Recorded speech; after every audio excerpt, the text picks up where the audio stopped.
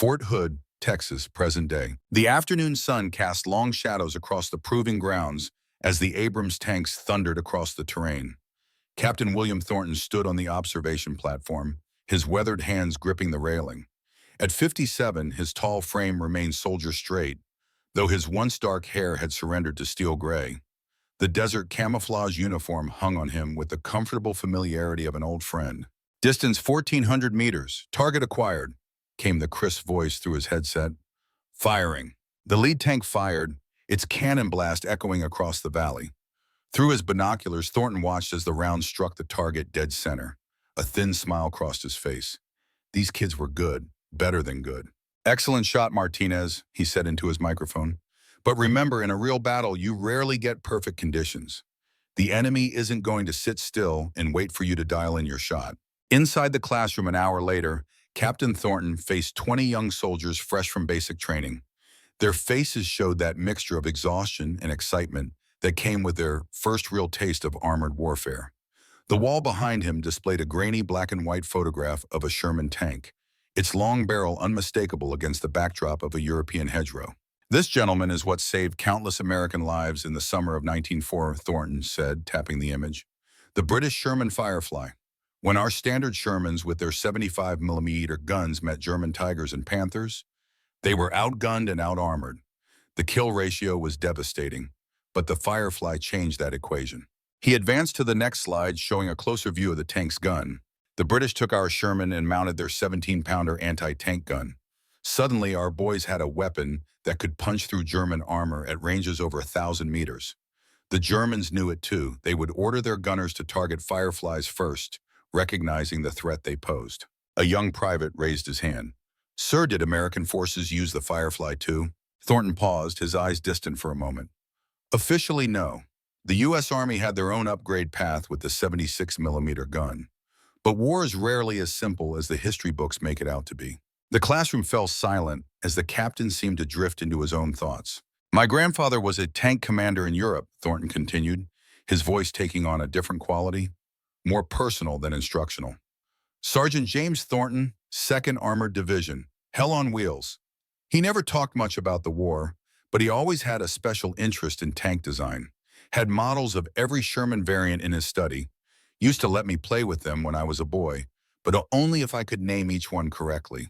The memory brought warmth to his face, transforming the stern instructor to something more human before his students. The lesson here isn't just about firepower or armor thickness. It's about adaptation, about recognizing when your current approach isn't working and having the courage to change course. The Allies were losing tanks and men at an alarming rate until someone was willing to try something different. Remember that when you're out there, sometimes the solution isn't in the manual. As the class ended and the young soldiers filed out, Thornton remained at his desk, eyes fixed on the image of the Firefly. His phone buzzed in his pocket. The screen displayed a number he hadn't seen in years. His brother Robert. Bill, it's about Dad, Robert's voice cracked slightly. The doctors say it's time to come home. He's asking for you. The familiar weight of duty settled on Thornton's shoulders. He hadn't been back to New Hampshire in nearly 5 years, not since his mother's funeral. His relationship with his father had always been complicated. Samuel Thornton was a hard man, shaped by his own father's war experiences and the stoic silence that followed. I'll request emergency leave, Thornton replied. Tell him I'm coming. That evening, Thornton sat in his small on-base apartment, a glass of bourbon untouched on the table beside him. On his laptop screen was an old photograph, digitized from his family album. 3 generations of Thornton men stood before a restored M4 Sherman at a veterans event in 1985. His grandfather, James, then in his 70s but still standing ramrod straight in his old uniform. His father, Samuel, uncomfortable in a suit, his expression guarded, and himself, just 17, proudly wearing his JROTC uniform, his grandfather's hand resting on his shoulder. 3 generations of soldiers, 3 generations of men who struggled to speak about the things that mattered most. His gaze drifted to the bookshelf where a row of military histories stood at attention. Among them was a worn copy of Steel Chariots, Tank Warfare in World War II. He pulled it down, opening to a dog-eared page about the development of the Sherman Firefly. A handwritten note in the margin, in his grandfather's precise script, caught his eye. more to this story than they know. Thornton had always assumed it was just an old man's pride talking. Now, with his father failing and the past calling him home, he wondered what stories remained untold. The next morning, Colonel Harris signed off on his emergency leave without hesitation. "Family comes first, Bill. Take the time you need." Thornton nodded, grateful for the understanding. "Thank you, sir. I've prepared materials for Lieutenant Rodriguez to cover my classes." "Don't worry about that," Harris waved off his concern. "Your father served, didn't he?" "Yes, sir. Vietnam. 2 tours." "Then he's one of us. Give him my regards." The colonel paused. "And Bill, sometimes these moments are our last chance to ask the questions we've been avoiding." Thornton recognized the wisdom in those words. How many veterans had he known who carried their stories to the grave, leaving families with nothing but silence and speculation? As his plane lifted off from Austin, bound for Boston, Thornton watched the Texas landscape recede. He was leaving the familiar world of tanks and training, of clear objectives and chain of command. He was heading into a different kind of battlefield, one where the enemies were time and regret, and where victory might mean nothing more than peace. New Hampshire greeted him with the first chill of approaching autumn. The rental car wound through roads lined with maples just beginning to turn, their leaves hinting at the fiery display to come. The family home stood as it always had, a colonial farmhouse that had sheltered Thorntons since before the Revolutionary War. 6 generations had left their mark on those walls, their stories embedded in the very timber. Robert met him at his door, his once athletic frame now soft with middle age, his hairline in full retreat. "He's having a good day," Robert said by way of greeting. "Lucid, talking about the past more than he ever has." Thornton nodded, steeling himself. "How long?" "Days, maybe a week. Pancreatic cancer doesn't give much notice." The brothers embraced briefly, awkwardly, men unaccustomed to displaying affection, finding their way through unfamiliar territory. Samuel Thornton lay in what had once been the dining room, now converted into a makeshift hospice space. Medical equipment surrounded the hospital bed, monitors tracking the failing rhythms of a once powerful body.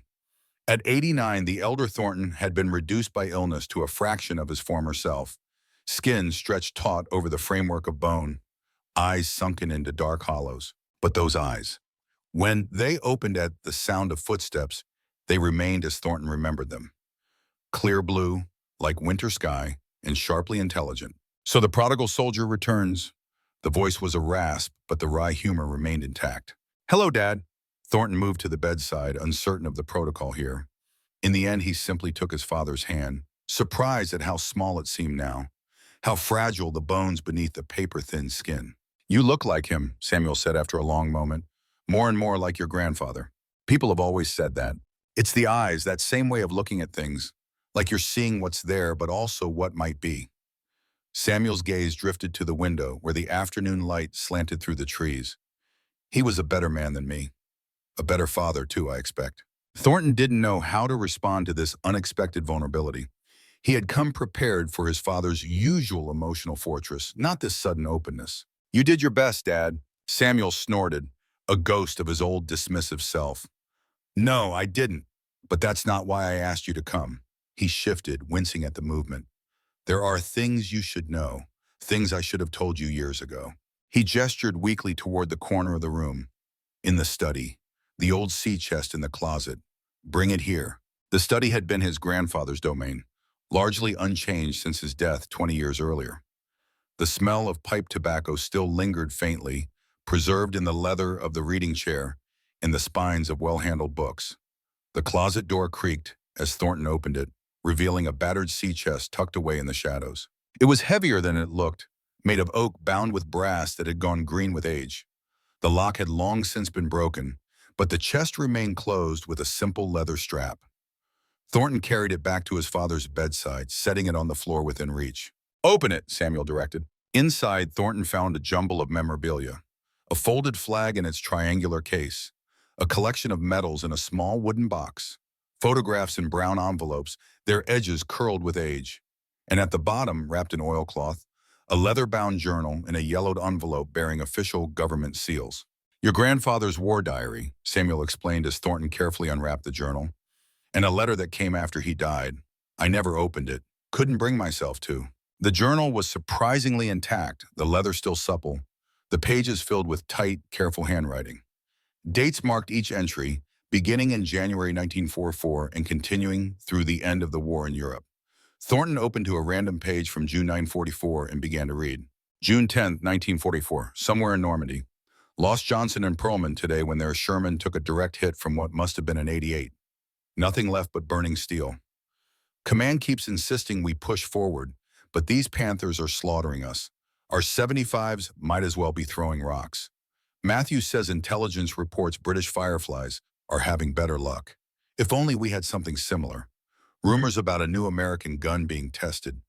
God, I hope it's true. We can't keep losing men like this. Thornton looked up from the journal to find his father watching him intently. He never talked about this, Thornton said quietly. No, not to me, not to anyone. Samuel's breathing had grown more labored, each word clearly costing him effort. But he saved everything, every report, every letter. The story is all there. What story, Dad? Samuel's lips curved in what might have been a smile. The story of Project Thunderbolt. Your grandfather wasn't just any tank commander. He was part of something secret, something that never made it into the history books.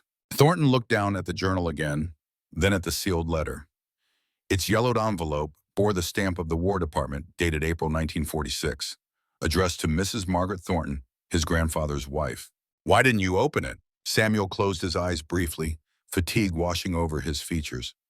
By the time I found it, your grandmother was already gone, and I was afraid. Afraid of what? Of learning my father wasn't who I thought he was. Samuel's eyes opened again, meeting his son's gaze directly. We didn't talk much, him and me. After the war, he came home different. Quieter, would spend hours in that study with his tank books and models. I wanted his attention, but he seemed 1,000 miles away most of the time. It made me angry. The admission hung in the air between them, a key to understanding the emotional distance that had defined their own relationship. So you never knew what he did, what Project Thunderbolt was? Samuel shook his head slightly. Only that it was classified.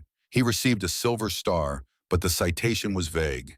Extraordinary heroism in combat. Nothing specific. When I asked, he'd just say some stories weren't his to tell. He gestured weakly toward the chest. Now it's yours. All of it. Maybe you can make sense of what he couldn't talk about. Thornton gently lifted the sealed envelope, feeling the weight of history in his hands. With careful fingers, he broke the seal that had remained intact for nearly 80 years and removed the letter inside. The letterhead bore the official seal of the War Department. The text was brief and formal. Dear Mrs. Thornton, it is with regard to the service of your husband, Technical Sergeant James A. Thornton, that this letter is sent. Under the provisions of the National Security Act, certain details of Sergeant Thornton's service have been classified and removed from official military records. His participation in Operation Thunderbolt remains under the highest level of security clearance. While the department recognizes and commends his heroic actions, no public acknowledgement can be made at this time. This restriction extends to the award citations previously issued. Please accept the enclosed amended service record for your personal files. The department extends its gratitude for your understanding in this sensitive matter of national security. The letter was signed by a brigadier general whose name Thornton didn't recognize. Paperclipped to it was a second document, a heavily redacted service record with entire sections blacked out. Operation Thunderbolt, Thornton murmured, not Project. His father had drifted off, exhaustion claiming him. Thornton sat beside the bed, the journal open in his lap, turning pages slowly, scanning entries. Most were routine accounts of daily Army life, but occasionally there were hints of something more. April 14, 1944, Aberdeen Proving Ground. Met the rest of the team today, 5 crews chosen for what they're calling the Thunderbolt program. Sullivan is my gunner, former math teacher with an eye like a hawk. Moretti will drive, built like a tank himself, hands that can feel the terrain through the controls. Washington as loader, fastest hands I've seen, used to work on Ford assembly lines. Rodriguez for communications, speaks 4 languages and can fix a radio with paper clips and prayer. They're good men, will need to be. And later, April 30th, 1944, first trials with the modified Sherman. The new gun is a beast, 90 millimeters with a muzzle velocity that would make those German engineers sweat. Accuracy is still an issue. Sullivan says the calculations need adjusting for the barrel harmonics. He would know. Recoil nearly tore the mounting brackets off. engineers working through the night to reinforce them. Colonel Davis made it clear, we need to be combat ready in 2 weeks, something big is coming. Thornton closed the journal, his mind racing. The official history stated clearly that American forces had rejected the Firefly concept, preferring their own 76mm upgrade path for the Sherman. But here was evidence of a parallel program, one equipped with an even more powerful 90mm gun, the same caliber later used in the Pershing tanks that arrived too late to see much action in Europe.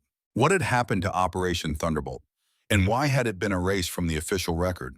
His father's nurse arrived to check vitals, and Thornton took the opportunity to step outside, needing fresh air and space to think.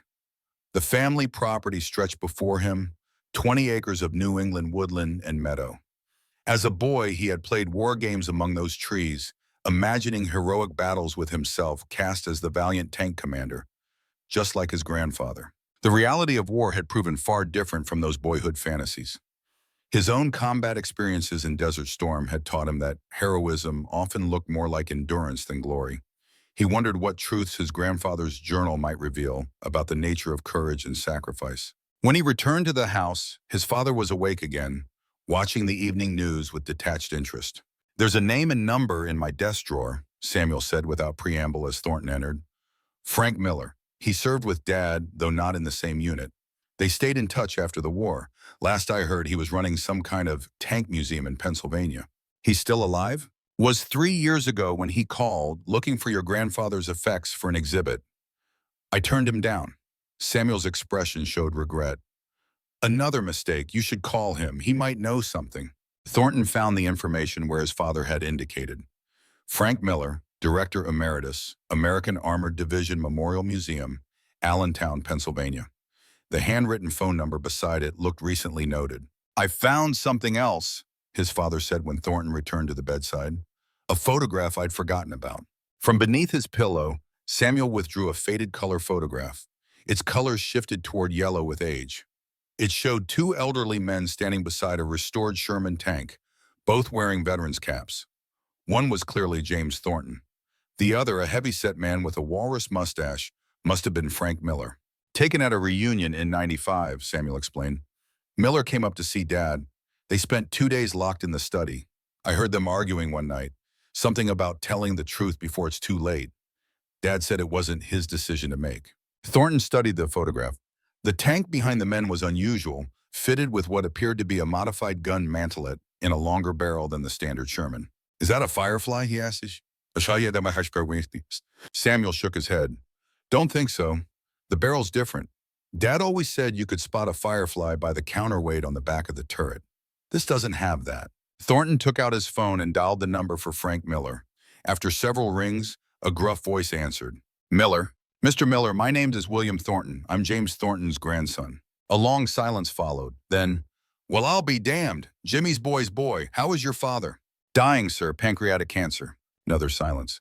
"I'm sorry to hear that. Samuel and I never quite saw eye to eye, but he's good stock. Thorntons always are." A pause.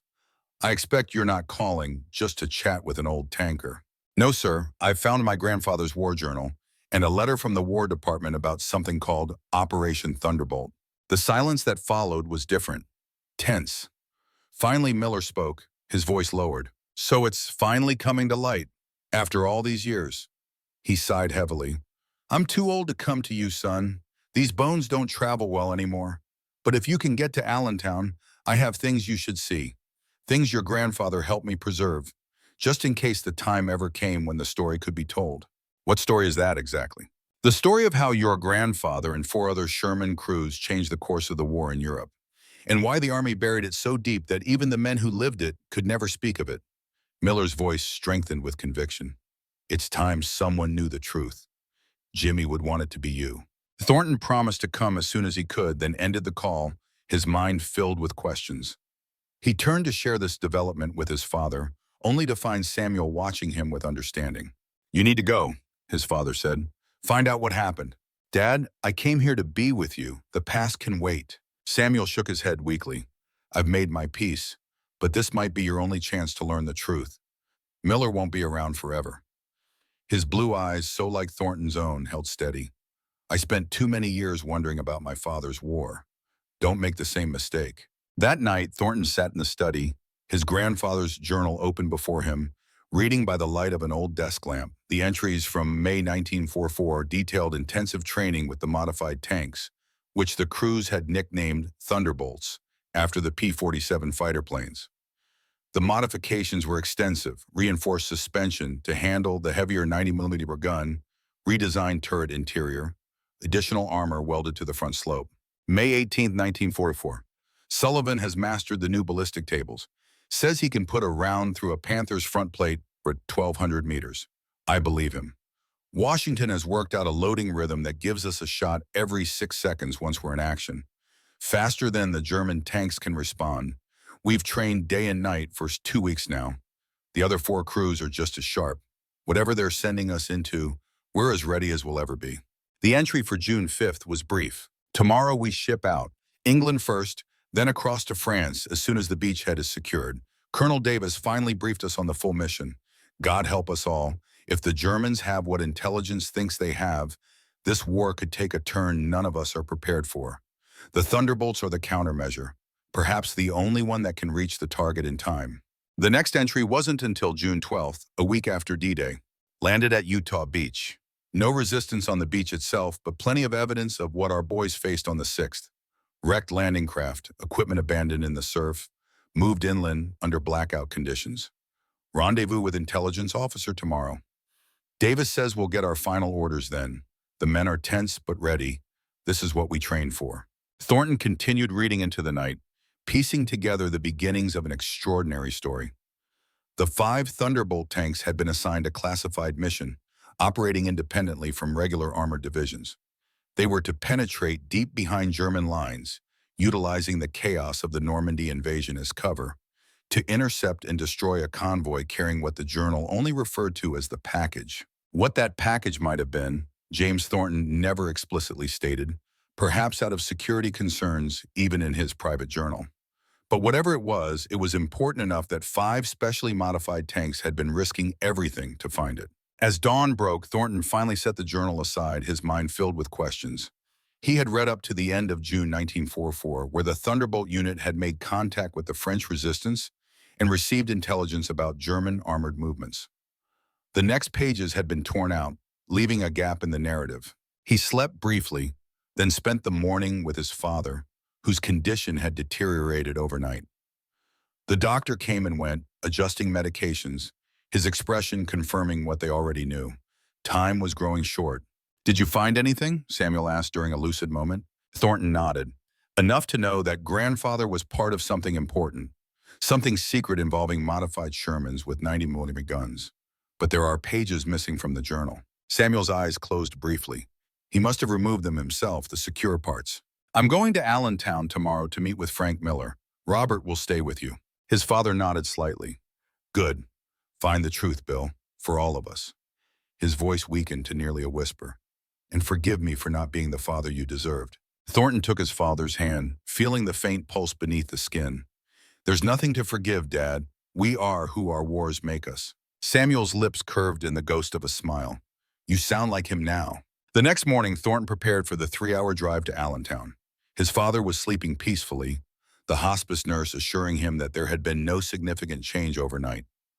Robert promised to call immediately if anything changed. Before leaving, Thornton returned to the study, drawn by something he had noticed the previous night. Among his grandfather's books was a worn copy of Armored Tactics in World War II, published in 1947. What had caught his eye was the author, Colonel Howard Davis, the same officer mentioned in the journal as commanding the Thunderbolt unit. He pulled the book from the shelf and began leafing through it. Most of the content was standard military doctrine of the era, but in the margins were handwritten notes in his grandfather's distinctive script. Comments, corrections, occasionally just a terse no beside some passage. In the section on Sherman variants, a paragraph discussed the limitations of the 75mm and 76mm guns against German armor. In the margin, James had written, "The 90mm solved this problem. Davis knows this." Tucked into the back of the book was a faded photograph that made Thornton's breath catch. 5 Sherman tanks lined up at what appeared to be a training ground, their crews standing at attention before them. Each tank bore a hand-painted name on its gun barrel: Warhammer, Iron Fury, Hellbringer, Vengeance, and Nemesis. The barrels themselves were noticeably longer than standard Sherman guns. Turning the photo over, Thornton found writing, Thunderbolt Unit, Aberdeen, May 1944. And beneath that, in a different hand, perhaps added later, the tanks Hitler feared more than the atomic bomb. He slipped the photograph and book into his bag, then headed for his car. As he drove south through New England toward Pennsylvania, his mind wrestled with the fragments of history he had uncovered. What had made these 5 tanks so important? What mission had been so secret that it remained classified nearly 80 years later? The American Armored Division Memorial Museum occupied a former industrial building on the outskirts of Allentown. Its parking lot held only a handful of cars on this weekday morning. At the entrance, a restored M4A3 Sherman stood as a silent sentinel, its olive drab paint gleaming in the autumn sun. Inside, Thornton approached the reception desk, where an elderly volunteer looked up from her crossword puzzle. "I'm here to see Frank Miller," Thornton explained. "He's expecting me." The woman's expression shifted to one of surprise. "Director Miller doesn't see many visitors these days." She reached for her phone. "Your name, sir?" "William Thornton, Captain William Thornton." Recognition flashed in her eyes. "You're James Thornton's grandson." Before Thornton could respond, a door behind the desk opened, revealing a woman in her mid-60s, her silver hair cut in a practical bob, glasses perched on a strong nose. She wore khaki pants and a museum polo shirt, with an ID badge identifying her as Dr. Eleanor Wilson, curator. "Captain Thornton," she said, extending her hand. "Frank told me you were coming. I'm Ellie Wilson. My father served with your grandfather's unit during the war. Not with the Thunderbolts, but in the 2nd Armored." Her handshake was firm, her gaze direct and assessing. Thornton had the distinct feeling of being evaluated. "Frank is having one of his better days," she continued, leading him through the door and down a corridor lined with display cases of uniforms and equipment. "Ever since your call yesterday, he's been absolutely determined to see you. It's the most animated I've seen him in months." "You know about Operation Thunderbolt?" Thornton asked as they walked. Dr. Wilson glanced at him, her expression cautious. "Only what my father mentioned over the years. Rumors, really. 5 Sherman tanks with special modifications. A classified mission behind enemy lines. Nothing concrete." She stopped outside a door marked Director's Office. "Frank knows more. Much more. But he's been reluctant to share, even with me. Says it wasn't his story to tell." She knocked once, then opened the door, revealing a cluttered office dominated by a large desk covered with books and papers. Behind it sat Frank Miller, 97 years old but still formidable. His massive shoulders stooped with age, but his eyes clear and intelligent beneath bushy white eyebrows. "Captain Thornton," he said, his voice a gravelly rumble. "You look just like him. Come in, son. We have history to discuss." Dr. Wilson excused herself, promising to return later with lunch, leaving the 2 men alone. Miller gestured to a chair across from his desk. "So you found Jimmy's journal," Miller began without preamble, "and the letter about Operation Thunderbolt." "Yes, sir. My father kept them all these years." Miller nodded slowly. "Good man, your father, stubborn as hell, just like Jimmy was, but good stock." He leaned forward. "What do you know so far?" Thornton summarized what he had learned from the journal and the photograph. "But there are pages missing, and I don't understand why the operation was classified or what the mission actually involved." Miller reached into a drawer and withdrew a folder, its cover bearing faded security classifications. "Because, son, your grandfather and his crew were sent to stop a weapon that could have changed the course of the war. A weapon so terrible that both sides agreed afterward to strike it from the record." He opened the folder, revealing documents and photographs. The top page bore a heading, Operation Thunderbolt, After Action Report, August 1940. "The official story," Miller continued, "is that American forces never developed a Sherman variant with the 90mm gun, that we focused on the 76mm upgrade until the Pershing arrived in early 45. The official story is a lie." He turned the folder so Thornton could see its contents. "The truth is that in the spring of 1944, Army Ordnance rushed through a conversion program for 5 Sherman tanks, fitting them with the new 90mm anti-aircraft gun modified for anti-tank use. The same gun that would later be mounted in the Pershing. These tanks, codenamed Thunderbolts, were more heavily armored and had significantly greater firepower than any Allied tank in the European theater at that time. The photograph showed the modified Shermans from various angles, their distinctive long-barreled guns unmistakable. But why only 5, Thornton asked. If the modification was successful, why not produce more? Miller's expression grew somber. Because they weren't meant for regular combat operations. They were built for one specific mission, a mission so secret that most of the high command didn't even know about it. He tapped a document bearing the signature of General Dwight D. Eisenhower. They were hunting something the Germans had developed that scared the hell out of our intelligence services. Thornton leaned forward, captivated despite himself. What were they hunting? Miller met his gaze steadily. A convoy carrying plans and prototypes of a long-range ballistic missile system capable of hitting the eastern seaboard of the United States from launching sites in occupied France. An early version of what would later be called the V3. The Germans called it Amerika Rakete. He slid another document across the desk.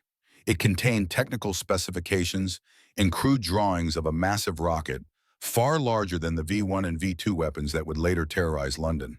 If they had deployed this weapon, Miller continued, they could have struck New York, Boston, Washington, D.C.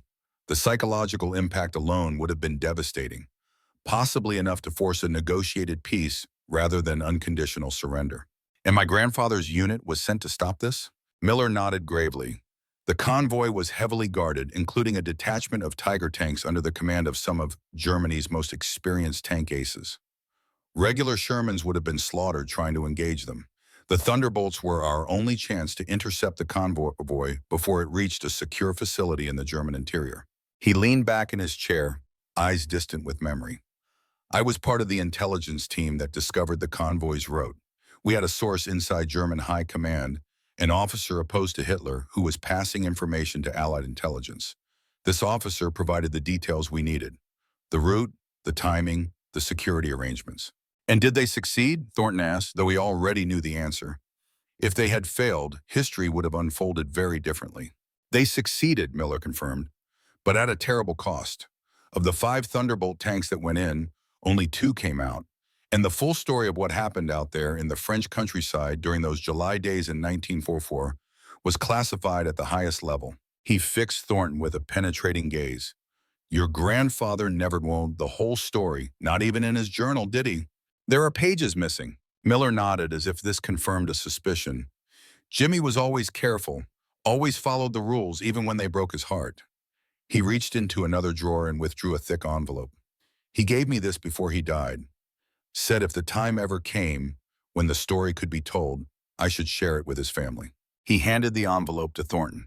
Inside, you'll find the missing pages from his journal, and something more valuable: the truth about a group of brave men who changed history and never received recognition for it. Thornton accepted the envelope with a sense of reverence. Why was it classified for so long? The war's been over for 80 years. Politics, Miller said with a grimace. The technology they were sent to destroy was advanced beyond anything we had at the time. After the war, both American and Soviet intelligence scrambled to capture German rocket scientists. The V2 program, under Werner von Braun, became the foundation of our space program. But the Amerika Rakete was different, designed by a separate team with a different approach. He tapped the folder again. The scientists who designed it were on that convoy. If word got out that we had deliberately targeted scientists, even enemy scientists in wartime, it could have complicated the recruitment of other German experts after the war. So the operation was buried, the records sealed, and the men sworn to silence. Thornton felt the weight of history in his hands. And now the last of us are dying off, Miller said simply. I'm 97 years old, Captain.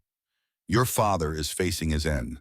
The time for secrecy has passed. These men deserve to have their story told. A knock at the door interrupted them. Dr. Wilson entered, carrying a tray with sandwiches and coffee. Her expression was curious as she noted the documents spread across the desk. Frank, you're not tiring yourself out, are you? She asked, though her tone suggested she already knew the answer. Ellie, sit down, Miller said, gesturing to another chair. Captain Thornton here needs to know everything, and you should hear it too.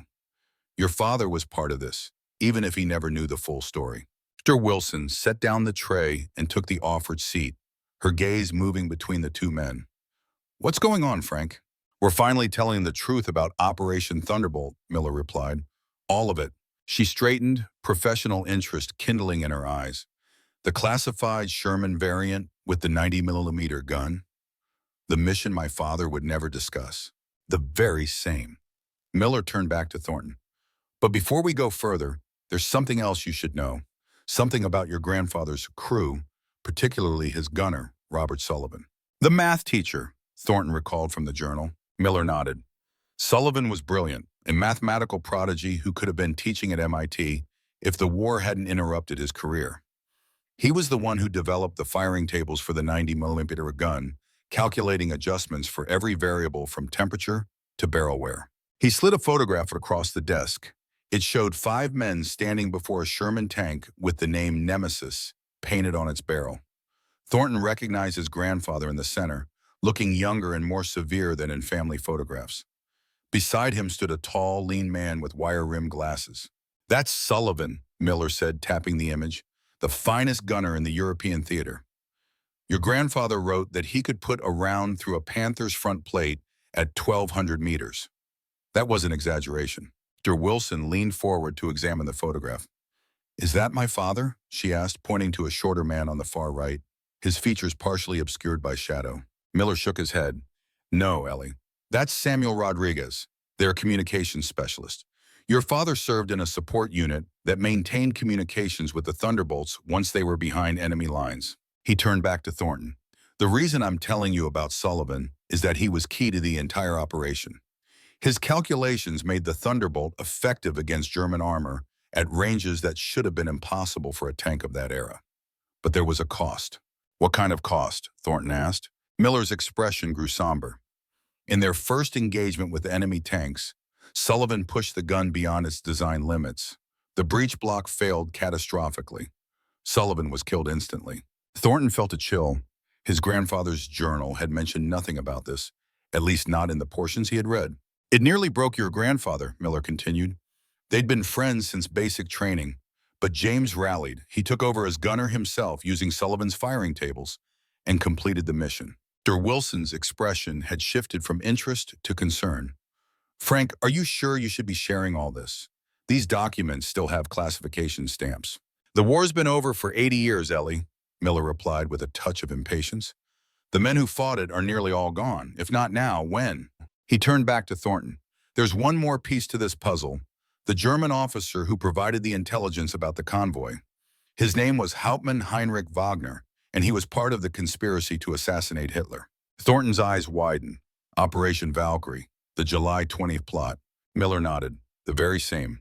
Wagner was stationed in Paris, assigned to the convoy's security detail. He passed information to the French resistance, who relayed it to Allied intelligence." He tapped another document. "After the assassination attempt failed, Wagner was exposed as part of the conspiracy. He was scheduled for execution, but before they could arrest him, he fled.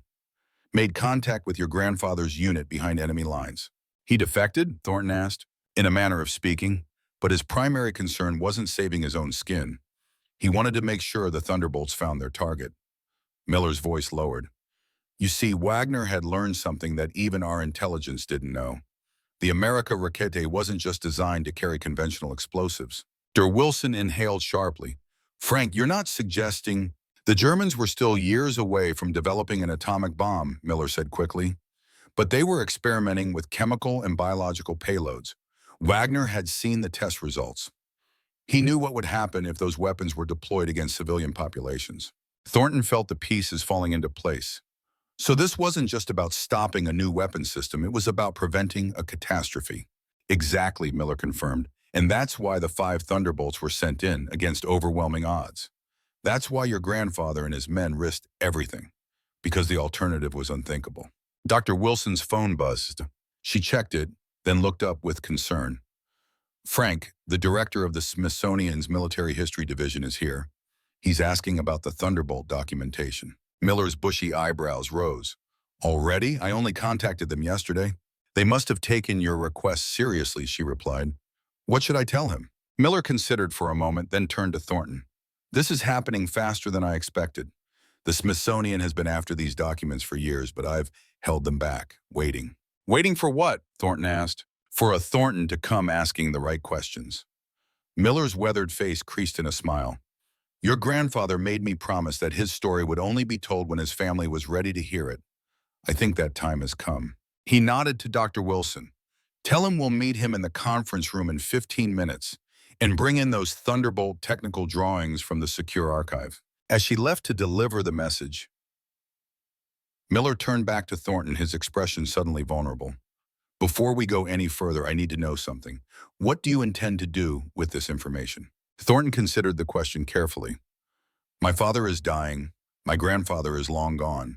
I think it's time their story was told. These men deserve recognition for what they did. Miller studied him for a long moment, then nodded, seemingly satisfied. Then let's go meet with the Smithsonian. It's time for Operation Thunderbolt to take its rightful place in history. As they gathered their materials and prepared to leave the office, Thornton's phone rang. It was Robert. "Bill, you need to come back," his brother said, his voice thick with emotion. "Dad's taken a turn. The doctors don't think he has long." Thornton looked at Miller, who had heard enough to understand the situation. "Go," the old man said firmly. "Family comes first. The history will wait." "But what about the Smithsonian representative?" "I'll explain the situation. We can reschedule."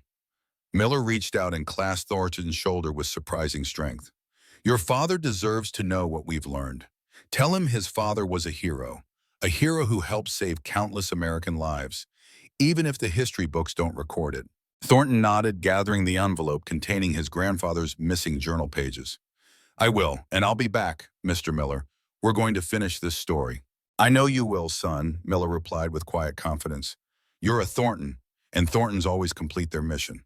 As Thornton hurried back to his car, the envelope secure in his bag, he felt a strange sense of connection to the grandfather he had never truly known.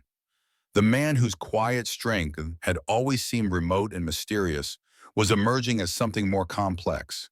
A warrior who had carried the burden of classified history, a hero who had never sought recognition. The drive back to New Hampshire passed in a blur of highway miles and swirling thoughts. The pieces of the puzzle were coming together, but significant gaps remained. What had happened during those critical days in France? How had the Thunderbolts intercepted the convoy? And what role had the German defector, Wagner, played in the operation's success? The answers, he knew, lay in the envelope beside him. The missing pages from his grandfather's journal. The truth that had been classified for nearly 8 decades. As he crossed the state line into New Hampshire, Thornton made a promise to himself. Whatever happened with his father, he would see this through.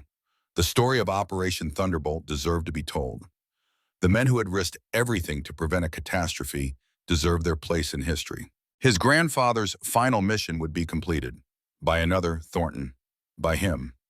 The New Hampshire countryside blurred past as Thornton pushed the rental car beyond reasonable speed limits. His father was dying, and the weight of unfinished business pressed upon him like a physical force. The envelope containing his grandfather's missing journal pages sat on the passenger seat, its contents still unexamined. There hadn't been time. As he pulled into the long driveway of the family home, Thornton saw the hospice nurse's car and Robert's SUV. No ambulance. His father was still hanging on. Robert met him at the door, his face drawn with fatigue. "He's been asking for you. Keeps saying he needs to tell you something before it's too late." Thornton nodded, removing his jacket. "How long?" "Hours, maybe. The nurse says his vitals are dropping steadily." Robert hesitated. "Did you find what you were looking for in Allentown?" "Some of it. More than I expected." Thornton patted the messenger bag containing the envelope. "I'll tell you about it later. Right now, I need to see Dad." Samuel Thornton had declined visibly in the day his son had been gone. His skin had taken on a waxy pallor, his breathing shallow and labored. But his eyes, when they opened at the sound of footsteps, remained clear and focused. "You're back," Samuel whispered, his voice barely audible. "Did Miller tell you about the Thunderbolts?" Thornton pulled a chair close to the bedside, taking his father's frail hand in his own. "Yes, about grandfather's mission to stop a German weapons convoy. About the modified Sherman tanks with 90mm guns." A ghost of a smile touched Samuel's lips. "Good. There's more, though. Things I kept from you. From everyone." Thornton leaned closer. "What things, Dad?" Samuel's gaze drifted toward the window, where the afternoon sun cast long shadows across the lawn. "After your grandmother died, I found a box of letters in the attic. Letters my father wrote to her during the war. Most were the usual things soldiers write home about. Missing her, wondering about life after the war. But some contained coded messages. He paused, gathering strength. Your grandfather was worried the censors would black out anything specific about his mission. So he and your grandmother had worked out a system. Certain phrases that meant certain things.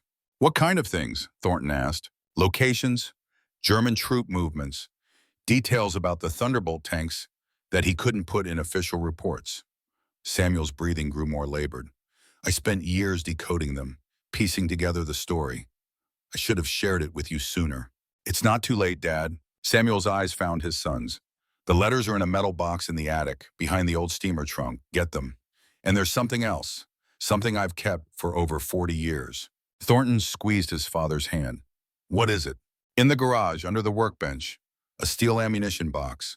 The combination is 7845. Victory in Europe Day. Samuel managed a weak smile. Your grandfather always did have a flair for symbolism. Thornton nodded. I'll get them both. But first, tell me what you know about the mission, about what happened to grandfather's unit. Samuel closed his eyes briefly, marshaling his fading strength. They went in with 5 tanks. Only 2 came out, your grandfather's and Rodriguez's. They intercepted the convoy in a small valley near the French-German border. But they weren't alone. The German defector, Thornton said, Wagner. Samuel's eyes opened in surprise. Miller told you about him? Some. That he was part of the plot to kill Hitler. That he helped the Thunderbolts find the convoy. Wagner did more than that, Samuel whispered. He died saving my father's life. There's a photograph in the ammo box. The only one that shows them together. Keep it safe, Bill. It's evidence of something the history books got wrong. The nurse appeared in the doorway, syringe in hand. It's time for his pain medication, Captain Thornton. He needs to rest. Thornton nodded, rising. I'll be back soon, Dad. I'm going to find those letters and the box. Hurry, Samuel murmured as the nurse administered the injection. There isn't much time. The family attic was accessed via a pull-down ladder in the upstairs hallway. Thornton climbed into the musty space, ducking beneath the low rafters. Decades of family history surrounded him, stored in boxes and trunks, covered in a fine layer of dust. The old steamer trunk his father had mentioned sat beneath a small dormer window, its brass fittings tarnished with age. Behind it, just as Samuel had said, was a metal lockbox, olive drab with rust blooming along its seams. The key was in the lock. Inside, Thornton found a bundle of letters tied with faded blue ribbon. The envelopes were addressed to Margaret Thornton in his grandfather's precise handwriting, each bearing the stamps and markings of wartime mail. He tucked the bundle into his bag, then made his way to the garage. The workbench was cluttered with tools and projects in various stages of completion. Beneath it, pushed against the wall, was a U.S. Army ammunition box, olive drab metal with stenciled lettering. The combination lock yielded to his father's code, 7845. Inside the box, nestled in protective cloth, lay a Luger pistol, its dark metal gleaming with the care of regular maintenance. Beside it was a small leather case containing an iron cross, the German military decoration, and beneath both, wrapped in acid-free paper, a collection of photographs. The top image showed 2 men standing beside a Sherman tank with a noticeably longer barrel than standard. One was clearly James Thornton in U.S. Army uniform.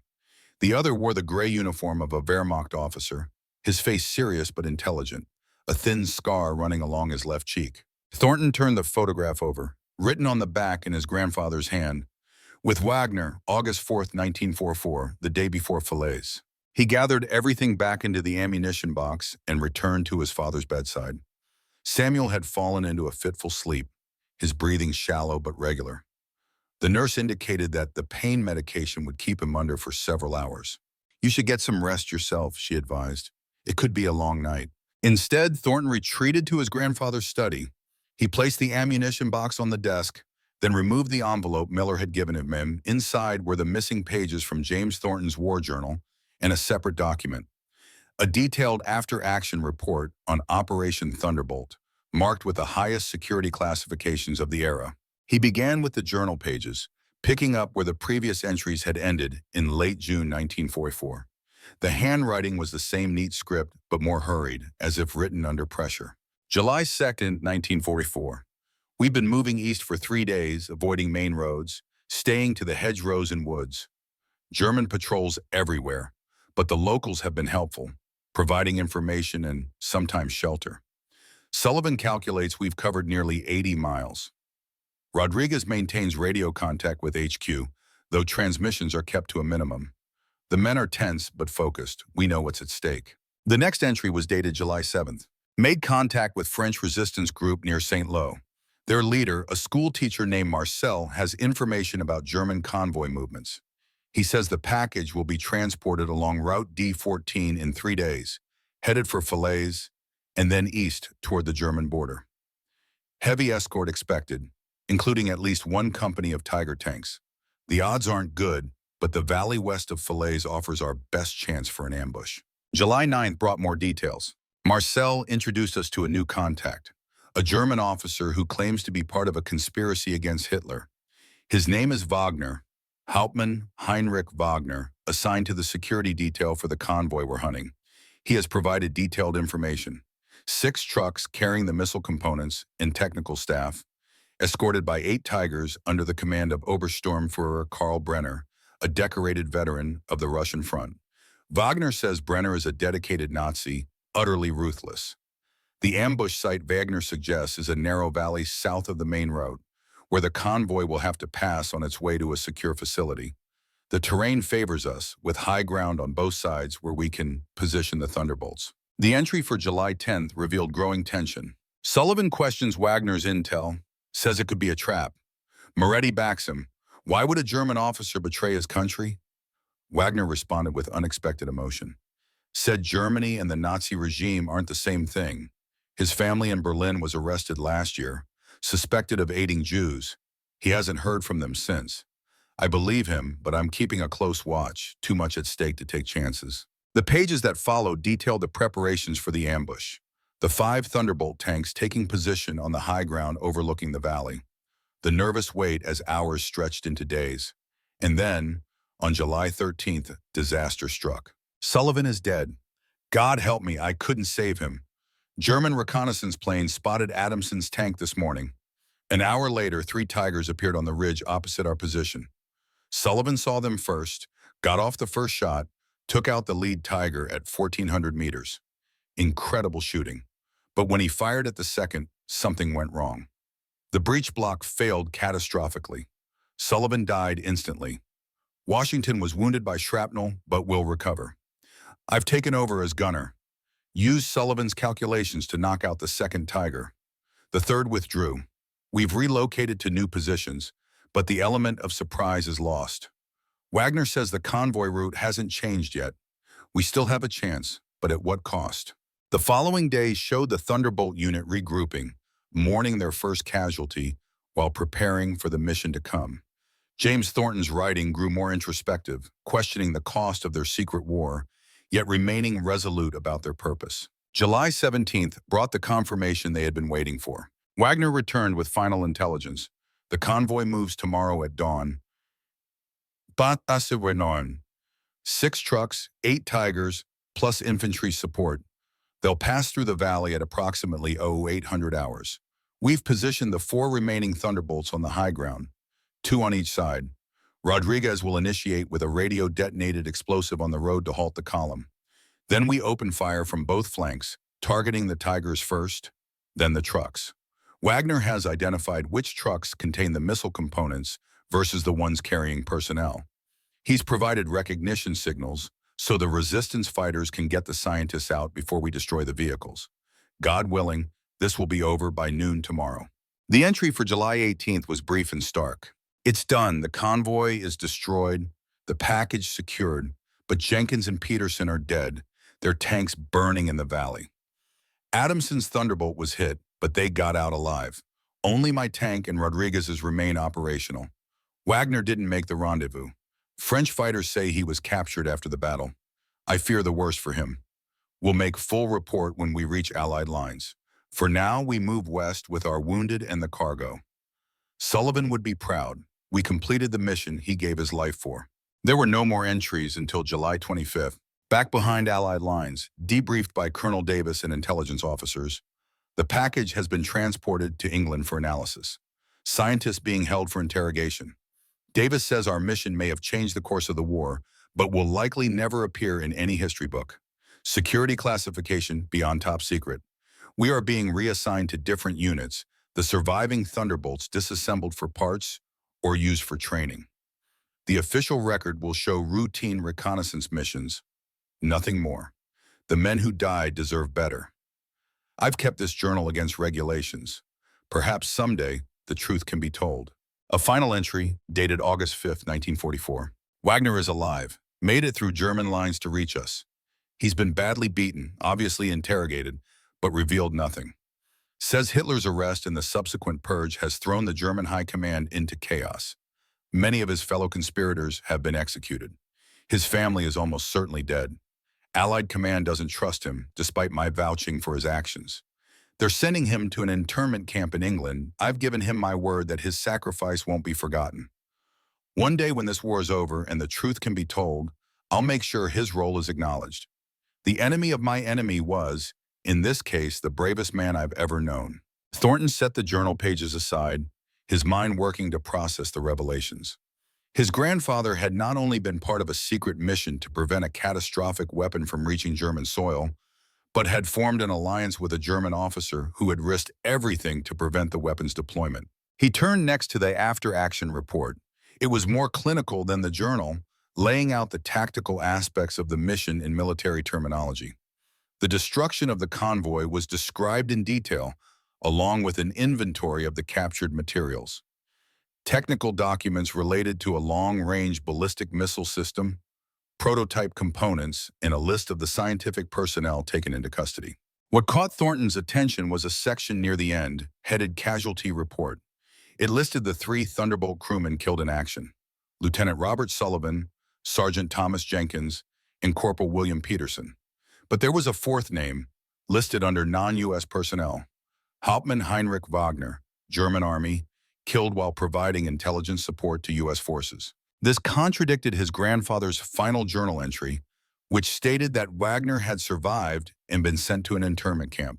Why the discrepancy? The answer came in a handwritten addendum to the report, signed by Colonel Howard Davis. For security purposes, all documentation will show that the German National H. Wagner was killed in action.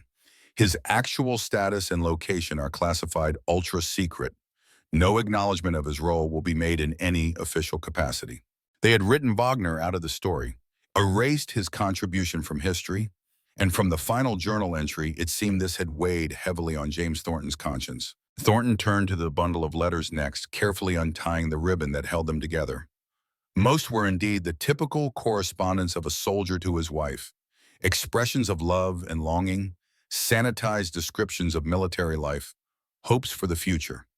But certain passages stood out, particularly in letters from July and August 1944. "The garden looks beautiful in my dreams," one passage read. 5 roses planted, though only 2 would have bloomed fully, the others sacrificed to the early frost. Still their purpose was served and the garden is secure. 5 Thunderbolts, 3 lost. But the mission accomplished. Another letter contained a more personal note. "I've made an unexpected friend in this foreign land. Someone who shares our vision of a peaceful garden, though he comes from the other side of the fence. His own garden has been destroyed by the same frost that threatens ours. I hope someday to introduce you to him, to show that goodness can grow in any soil." Wagner. His grandfather had hoped to bring the German officer home after the war to introduce him to his family. A letter from late August 1944 suggested something had changed.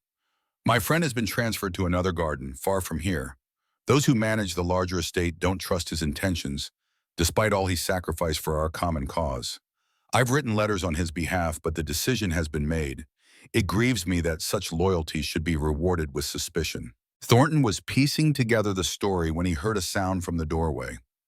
He looked up to find Robert watching him. "The nurse says Dad's awake," Robert said. "He's asking for you again." Thornton nodded, gathering the materials. "I'll be right there." "What is all this?" Robert gestured to the paper spread across the desk. "The truth about what Grandfather did during the war. About a mission so secret that the men who carried it out were never recognized for their actions." Thornton met his brother's gaze. "I'll explain everything later. Right now, Dad needs us." Samuel Thornton was indeed awake, though his breathing had grown more labored. His eyes found his son as Thornton entered the room.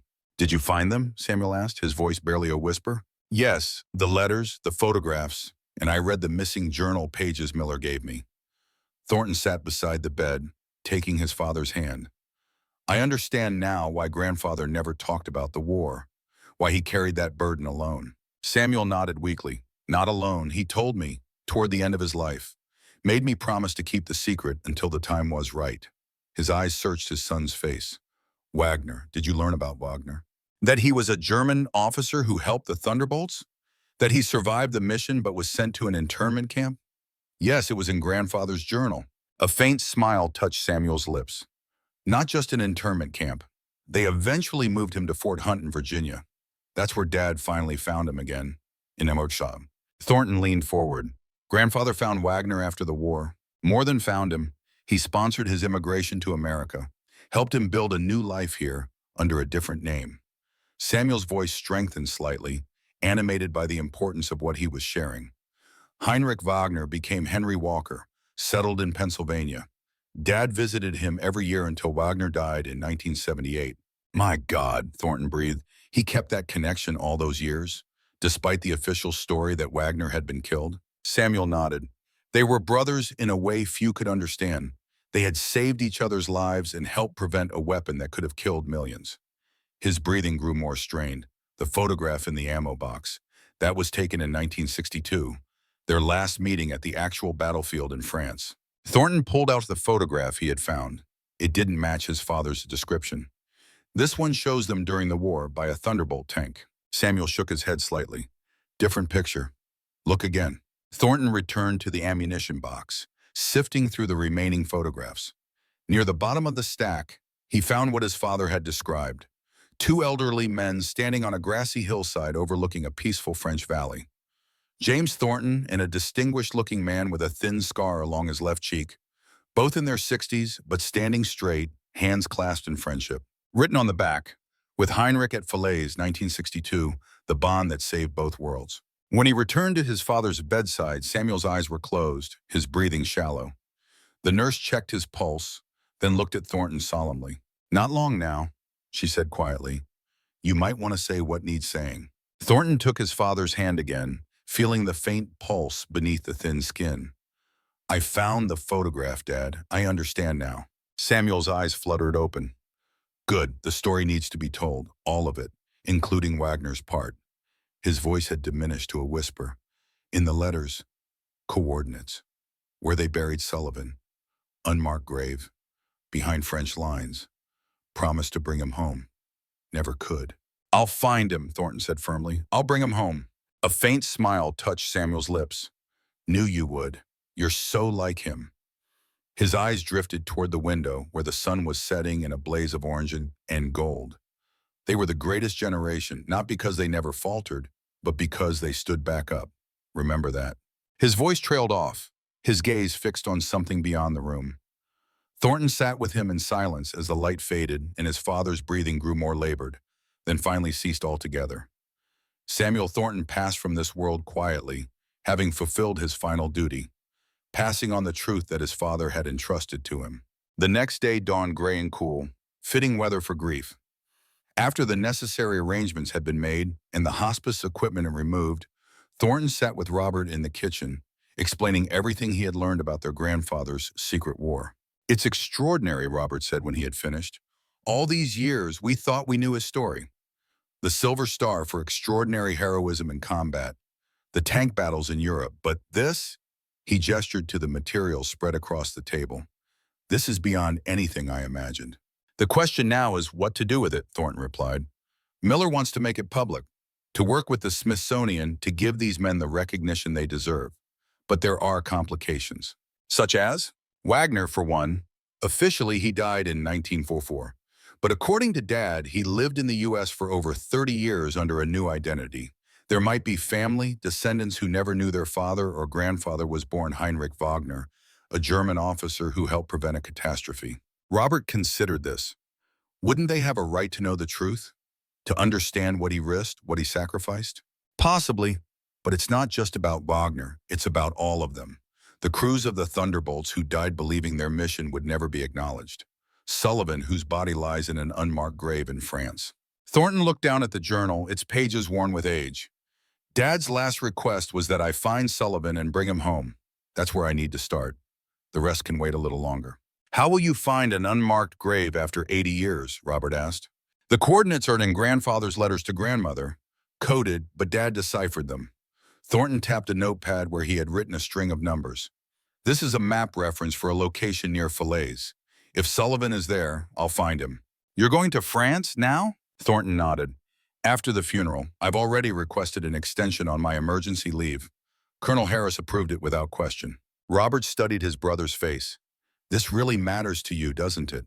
Not just fulfilling Dad's last request, but all of it. The history, the recognition. It's about justice, Rob. These men changed the course of the war, saved countless lives, and no one knows their names. Grandfather carried that burden of silence to his grave. Dad, too. I don't intend to do the same. He gathered the materials, returning them to the ammunition box. I need to call Miller, update him on what we've learned, then contact the American Battle Monuments Commission about the process for recovering and identifying remains. It won't be simple, but it's the right thing to do. What about your teaching position at Fort Hood? Robert asked. Your career? Thornton smiled slightly. Some things are more important than career advancement. Grandfather knew that, so did Dad, in his own way. He looked around the kitchen, the house that had sheltered generations of Thorntons. This is our legacy, Rob, not just the land or the name, but the choices we make, the promises we keep. Later that afternoon, Thornton called Frank Miller from his grandfather's study. The old veteran answered on the second ring, his gruff voice immediately concerned. Captain Thornton, how's your father? He passed away last night, Mr. Miller. Peacefully, with family present. A heavy sigh came through the line. I'm sorry to hear that. Samuel was a good man, cut from the same cloth as his father. Thank you. Thornton paused, organizing his thoughts. Before he died, my father revealed some additional information about Operation Thunderbolt, about Wagner in particular. Wagner? Miller sounded surprised. What about him? That he survived the mission, that the official record of his death was fabricated, and that after the war, my grandfather helped him immigrate to the United States under a new identity. Silence filled the line for several seconds. Then, I suspected as much, but never knew for certain. Your grandfather never confirmed it, even to me. My father says Wagner lived as Henry Walker in Pennsylvania until his death in 1978. That grandfather visited him regularly. Henry Walker, Miller repeated slowly. The name is familiar. There was a Henry Walker who used to attend veterans events in Allentown during the 70s. European accent, distinguished looking, claimed to have served in U.S. intelligence during the war. A pause. Your grandfather was at some of those same events. Thornton felt a chill of recognition. The two old soldiers meeting in plain sight, maintaining their cover story even decades after the war. There's more, he continued. My father's last request was that I locate and recover the remains of Lieutenant Sullivan, my grandfather's gunner who was killed during the mission. According to the journal, they buried him behind German lines. The coordinates are encoded messages my grandfather sent to my grandmother. Sullivan, Miller said softly, the finest gunner in the European theater, according to your grandfather. His death nearly broke the unit.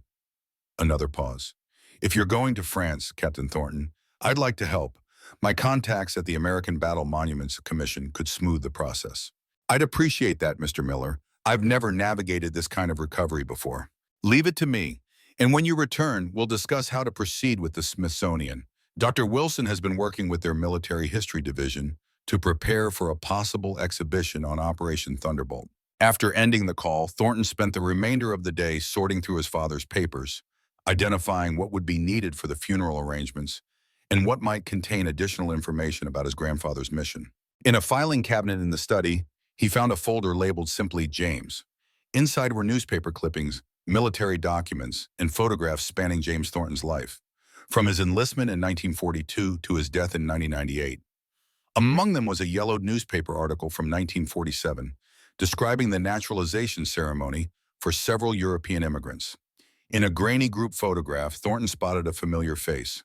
Heinrich Wagner, now identified as Henry Walker, 36, formerly of Berlin, Germany. Standing beside him, almost out of frame but unmistakable, was James Thornton. The connection had been there all along, hidden in plain sight. His grandfather had kept his promise to the German officer who had helped save countless American lives. He had ensured Wagner could build a new life in the country he had helped protect, even when the official record denied his very existence. The funeral for Samuel Thornton was held 3 days later at the small church that had served the family for generations. It was a simple service, attended by local friends and a few veterans who had served with Samuel in Vietnam. Colonel Harris flew in from Fort Hood to represent the current generation of soldiers, a gesture that moved Thornton deeply. As they stood at the graveside while the pastor spoke final words over the casket, Thornton felt the weight of 3 generations upon his shoulders. His grandfather, who had carried the burden of a classified mission that had helped win the war. His father, who had kept those secrets safe while searching for the deeper truth. And now himself, tasked with bringing that truth to light after 80 years of silence. The folded flag that had draped his father's casket was presented to him with solemn ceremony. As his fingers closed around the triangular package, Thornton made a silent vow. The story of the Thunderbolts would be told. The men who had sacrificed everything would be recognized, and Robert Sullivan would come home. Later that evening, as he packed for his journey to France, Thornton received a call from Dr. Eleanor Wilson. "Captain Thornton, I hope I'm not intruding during your time of mourning." "Not at all, Dr. Wilson. What can I do for you?" "I've been reviewing some materials from my father's collection, looking for anything that might be connected to Operation Thunderbolt." Her voice took on a note of excitement. "I found something, a map of the Falaise area with handwritten notations, and a name that appears several times, Sullivan." Thornton's heart quickened. "Your father served in the communications support unit for the Thunderbolts. He might have known about Sullivan's burial location." "That's what I thought. The map has several locations marked with code names. One is labeled Mathematician's Rest. Given what we know about Sullivan being a math teacher before the war, it could be his gravesite," Thornton finished. "Dr. Wilson, this could be extremely valuable. Does it have coordinates?" "Better than that. It has landmarks noted, a church steeple, a distinctive hill formation, and distance measurements from a crossroads." A pause. "Captain Thornton, I'd like to come with you to France. My father never spoke about his war experiences, but this map suggests he knew more than he ever revealed. I need to understand his role in this story." Thornton considered the request. Having a historian along, especially one with a personal connection to the mission, could be valuable, and the map she'd discovered might be crucial to finding Sullivan's remains. "I'd welcome your assistance, Dr. Wilson. I'm flying to Paris in 2 days, then driving to Normandy." "I'll meet you in Paris," she replied. "And please, call me Eleanor. I think we're going to be working closely together on this project." After the call ended, Thornton returned to his packing with renewed purpose. The pieces were coming together. With Eleanor Wilson's map and his grandfather's coded coordinates, the chances of finding Sullivan's grave had improved significantly. But questions still remained. Why had James Thornton never attempted to recover his friend's remains after the war? What obstacles had prevented the fulfillment of that promise? And what other secrets might still be hidden in the story of Operation Thunderbolt? 2 days later, Thornton boarded a flight to Paris, the ammunition box containing his grandfather's journal and the other documents securely packed in his carry-on bag. As the plane lifted off American soil, he felt a sense of purpose unlike anything he had experienced in years. This wasn't just a mission to recover a fallen soldier. It was a journey to reclaim a piece of history that had been deliberately erased. The flight gave him time to study the journal more carefully, particularly the entries surrounding Sullivan's death and burial. What emerged was a picture of a close-knit unit, shattered by loss but determined to complete their mission. July 14th, 1944. "We buried Sullivan today in a small clearing near our fallback position. No chaplain, but Rodriguez said the words, made a marker from Sullivan's dog tags, one set buried with him, one to return to his family if we make it out. Exact location recorded in my map case. If we survive this mission, I'll make sure he comes home. He deserves that much." Yet that promise had remained unfulfilled for reasons that were still unclear. What had prevented James Thornton from returning for his friend after the war? The answer might lie in the classified nature of the mission itself, the need to maintain the fiction that Operation Thunderbolt had never existed. Eleanor Wilson was waiting at Charles de Gaulle Airport when Thornton's flight arrived, looking much as she had in Allentown but now dressed for fieldwork in practical khakis and hiking boots. She carried a leather satchel that she patted as they greeted each other. "I've brought my father's map and some additional materials I found in his effects," she explained as they walked to the rental car counter, including a small notebook with entries from July 1944 that mentioned maintaining radio contact with Nemesis and other call signs that must have been the Thunderbolt tanks. My grandfather's tank was Nemesis, Thornton confirmed. The others were Warhammer, Iron Fury, Hellbringer, and Vengeance. Eleanor nodded. Those names appear in my father's notes, along with coded location updates and status reports. She looked at Thornton with a mixture of excitement and apprehension. Do you realize what we're doing? We're reconstructing a military operation that officially never happened, using primary sources that were never meant to be preserved. It's not just an historical exercise, Thornton reminded her. We're looking for a man who gave his life for his country and was left behind because of security classifications. Of course, she acknowledged quickly. I didn't mean to sound academic about it. It's just, as a historian, this kind of discovery comes once in a lifetime, if at all. Their rental car was a comfortable sedan with good trunk space for their equipment. Thornton had packed lightly, but included necessary gear for their search. GPS units, metal detectors, appropriate tools for a preliminary archaeological investigation. If they found evidence of Sullivan's grave, they would need to contact the proper authorities for a formal recovery. The drive from Paris to Normandy took them through the French countryside, green and peaceful in the autumn light. It was hard to imagine that these same roads and fields had once been torn by war, that men had fought and died here in a global conflict that had shaped the modern world. My father came back to France in 1964 for the 20th anniversary of D-Day, Eleanor said as they drove. He never talked much about the war before that trip, but afterward he started attending reunions, connecting with other veterans. Still, there were parts of his service he wouldn't discuss, even then. The classified parts, Thornton suggested. Operation Thunderbolt. Exactly. He would change the subject whenever I asked about certain periods of his service. Now I understand why.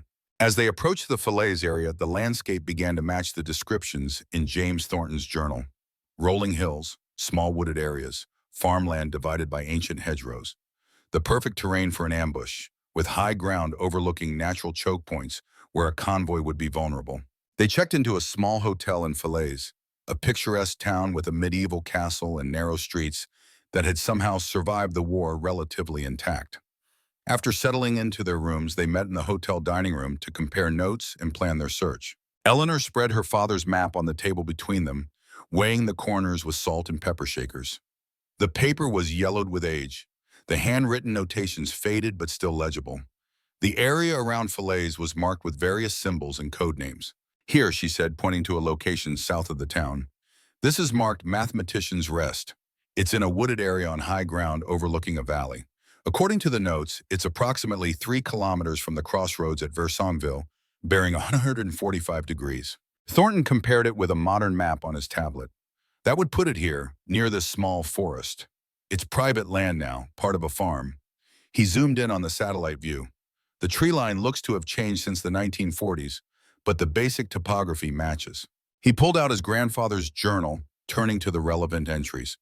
The coordinates in the coded letters place Sullivan's grave in the same general area. My grandfather describes it as a small clearing near our fallback position. That would be where the Thunderbolts regrouped after the initial contact that cost Sullivan his life. Eleanor studied both maps. We should be able to narrow it down to a search area of about 100 square meters.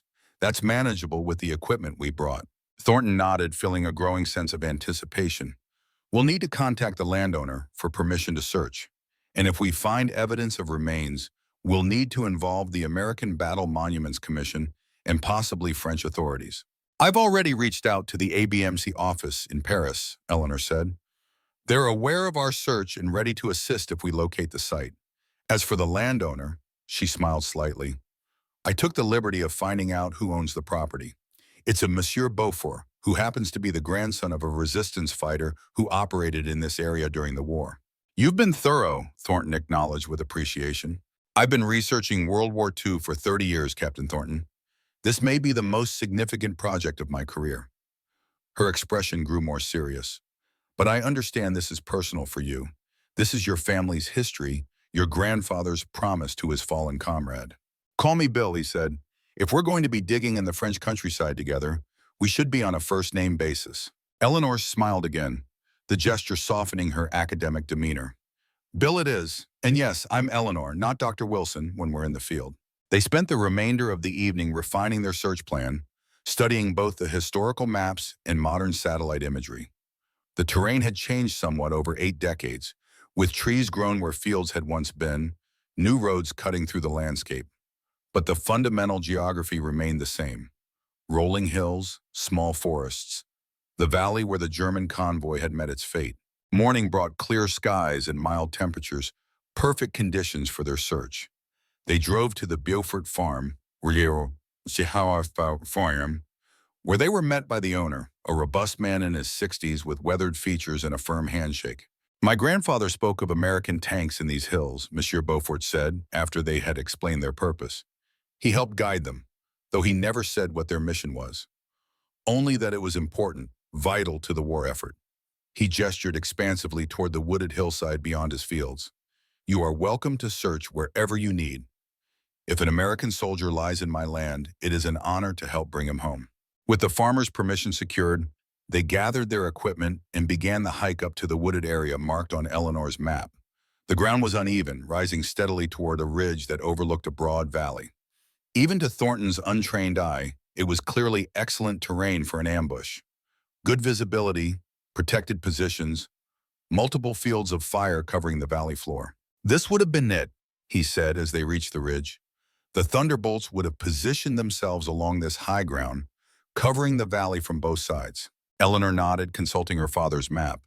According to his notes, the communications team was set up here, maintaining contact between the tanks and with headquarters back at the Allied lines. She looked out over the peaceful valley. It's hard to imagine a battle here. Tigers and Shermans exchanging fire, explosions, men dying. War leaves scars that faded with time, Thornton replied, but never completely disappear. He pulled out a handheld GPS unit. The coordinates from my grandfather's coded letters put Sullivan's grave about 200 meters that way, near the edge of the tree line. They made their way carefully through the woods, Thornton leading with the GPS while Eleanor consulted her father's map. The forest was neither dense nor particularly old, suggesting it had grown up in the decades since the war. Eventually, they reached a small clearing where several larger, older trees stood among the younger growth. This could be it, Eleanor said, examining the area. The older trees would have been saplings during the war. This clearing might have been more pronounced then. Thornton checked the GPS coordinates against his notes. We're within the target area.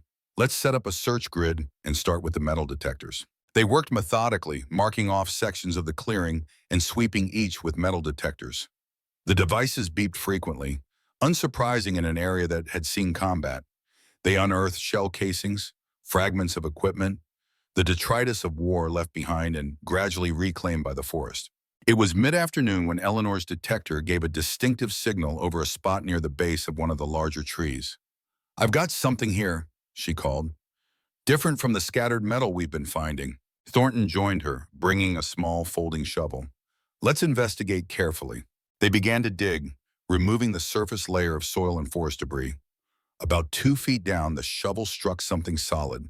Thornton switched to a smaller trowel, working more delicately now. Gradually, they exposed a rusted metal box, approximately the size of a cigar box. This was deliberately buried, Eleanor observed. It's not battle debris. With gloved hands, Thornton carefully lifted the box from its resting place. Despite the rust, it was intact, sealed against the elements. A quick examination revealed no lock, just a simple latch that had fused with time. Should we open it here? Eleanor asked. Thornton considered. Yes, it might give us information about whether we're in the right location. Using a small pry bar from their toolkit, he gently worked the latch free. The lid resisted, then gave way with a creak of protest. Inside, protected by the metal container, were several items: a folded piece of oilcloth, a small leather pouch, and what appeared to be a handwritten note on military stationery. Thornton carefully removed the note first. The handwriting was familiar, his grandfather's precise script. Buried here on July 14, 1944, is Lieutenant Robert Sullivan, United States Army, gunner of Tank Destroyer Unit Thunderbolt. A brilliant soldier, a loyal friend, a man who gave his life so others might live in freedom. We will return for you, Doc, this I swear. Sergeant James A. Thornton. Eleanor leaned in to read the note. So we're in the right place. Sullivan is buried here. Thornton nodded, a mixture of emotions washing through him. Relief at having found the site, sorrow for the man who had lain here unrecognized for 80 years, and determination to fulfill his grandfather's promise at long last. He carefully unwrapped the oilcloth next. Inside was a set of dog tags, the metal still readable despite decades in the earth. Sullivan Robert J. O. 105276643 T42A Catholic. The leather pouch contained a few personal effects, a pocket watch, a silver cross pen, and a small, worn photograph of a young woman with a child, presumably Sullivan's family. "We found him," Thornton said quietly. "Now we need to bring him home." Eleanor placed a gentle hand on his arm. "This is a significant discovery, Bill, not just personally for your family, but historically. This is tangible evidence of Operation Thunderbolt, of a mission that officially never happened." Thornton looked at the items in his hands, these fragments of a life cut short in service to his country. "Lieutenant Sullivan deserves to be recognized for his sacrifice. All the Thunderbolt crews do. And if bringing him home helps tell their story, then that's what we'll do." He carefully returned the items to the box, securing the lid. "We need to mark this location precisely and contact the American Battle Monuments Commission. They'll handle the formal recovery and identification." Eleanor was already making notes and taking photographs of the site. "I'll call my contact at the ABMC office in Paris right away. They can probably have a team here within days." As the sun began to set over the French countryside, they made their way back down the hillside, the rusted box carried reverently in Thornton's hands. His grandfather's promise, made 80 years ago on this very ground, was finally on its way to fulfillment. But finding Sullivan's grave was only the beginning. The full story of Operation Thunderbolt still waited to be told, a classified chapter of World War II history ready to emerge from the shadows after decades of official silence. And with it, the recognition, long overdue, to the men who had changed the course of the war from the turrets of 5 specially modified Sherman tanks.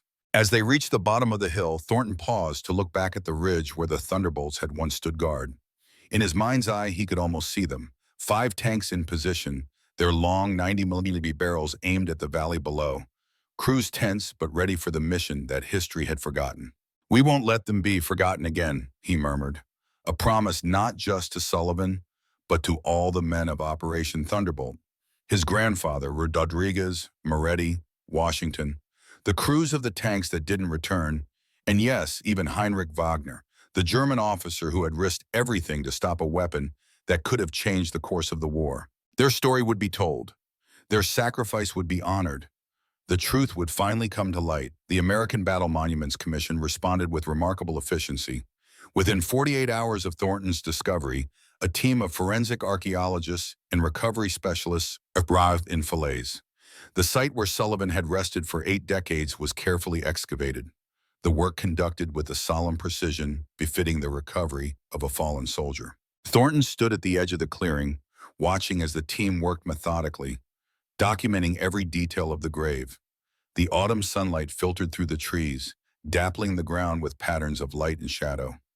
Eleanor Wilson stood beside him, her notepad in hand, though she had written little since the excavation began. "Your grandfather buried him with full military honors, even behind enemy lines," the lead archaeologist said, approaching them during a break in the work. "The body was carefully positioned, east-west orientation. Someone fashioned a makeshift marker that has long since disintegrated, but we found fragments of wood with carved lettering. He wasn't just hidden, he was laid to rest with respect." Thornton nodded, a knot of emotion tightening in his throat. They were more than comrades. According to the journal, my grandfather and Sullivan had been friends since basic training. His death hit the unit hard. "We've recovered personal effects beyond what you found in the metal box," the archaeologist continued. "A gold ring, likely a wedding band, a pocket New Testament, and dog tags confirming the identity, Lieutenant Robert J. Sullivan." "How soon will he be transported home?" Thornton asked. "We'll complete the recovery today. The remains will be transferred to our laboratory in Paris for preliminary examination, then to Dover Air Force Base within the week. From there," he looked at Thornton questioningly. "Arlington," Thornton said firmly. "He deserves a place there with full military honors." The archaeologist nodded. "I'll make the recommendation. Given the circumstances and the historical significance, I don't anticipate any objections." As the team resumed their work, Eleanor touched Thornton's arm. "I've been thinking about the valley where the ambush took place. According to my father's map and your grandfather's journal, it should be just beyond that next ridge. Should we take a look while they finish here?" Thornton welcomed the suggestion, needing some distance from the grave site and time to process his emotions. They hiked along the wooded ridge, following what might have once been a farm track, but was now little more than a game trail. After 20 minutes, they emerged at a vantage point overlooking a broad valley. A narrow road wound through it, flanked by fields and occasional clusters of trees. This would be it, Eleanor said, consulting the map. The convoy would have been moving along that road, heading east toward the German border. The Thunderbolts were positioned along these ridges, two on this side, two on the opposite ridge, with the fifth in a blocking position at the eastern end. Thornton surveyed the terrain with a soldier's eye. Perfect ambush position, clear fields of fire, elevated positions, multiple angles of attack, and enough cover for the tanks to remain concealed until the moment they opened fire. He could almost see it playing out, the German convoy advancing unsuspectingly into the trap, the sudden thunder of 90mm guns opening fire from concealed positions, the chaos that would have followed. According to my father's notes, they used explosives to disable the lead and rear vehicles, trapping the convoy in the kill zone, Eleanor added. The resistance fighters were responsible for getting the scientists out of the trucks before they were destroyed. It was a complex operation with multiple moving parts. And high risk, Thornton noted.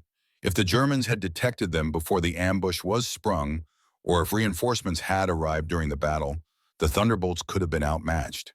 They were deep behind enemy lines with no support. They stood in silence for a moment, absorbing the peaceful scene before them, trying to reconcile it with the violent history that had played out here 8 decades earlier. I've been reading more of my father's notes, Eleanor said finally. There's something I haven't mentioned yet, something about Wagner. Thornton turned to her, curious. What about him? My father was part of the intelligence team that debriefed Wagner after he reached Allied lines. According to his notes, Wagner didn't just provide information about the convoy and its route. He sabotaged the German timetable, delaying the departure by 24 hours to give the Thunderbolts time to get into position. At great personal risk, Thornton observed. Eleanor nodded. The delay made his superiors suspicious. He was nearly arrested before the convoy departed. If that had happened, the entire operation might have failed. She hesitated. There's more.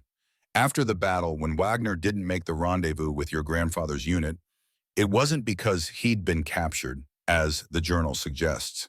According to my father, Wagner deliberately led a Tiger tank away from the battle, saving Rodriguez's Thunderbolt, but exposing himself to capture. Thornton felt a deepening respect for the German officer who had risked everything to stop a weapon he believed would cause untold suffering.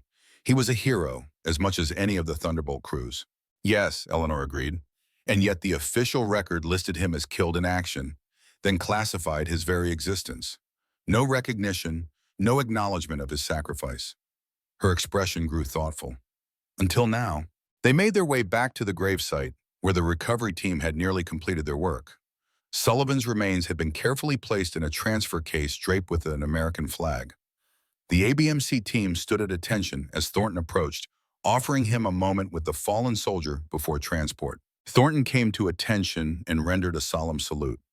Rest easy, Lieutenant. You're going home.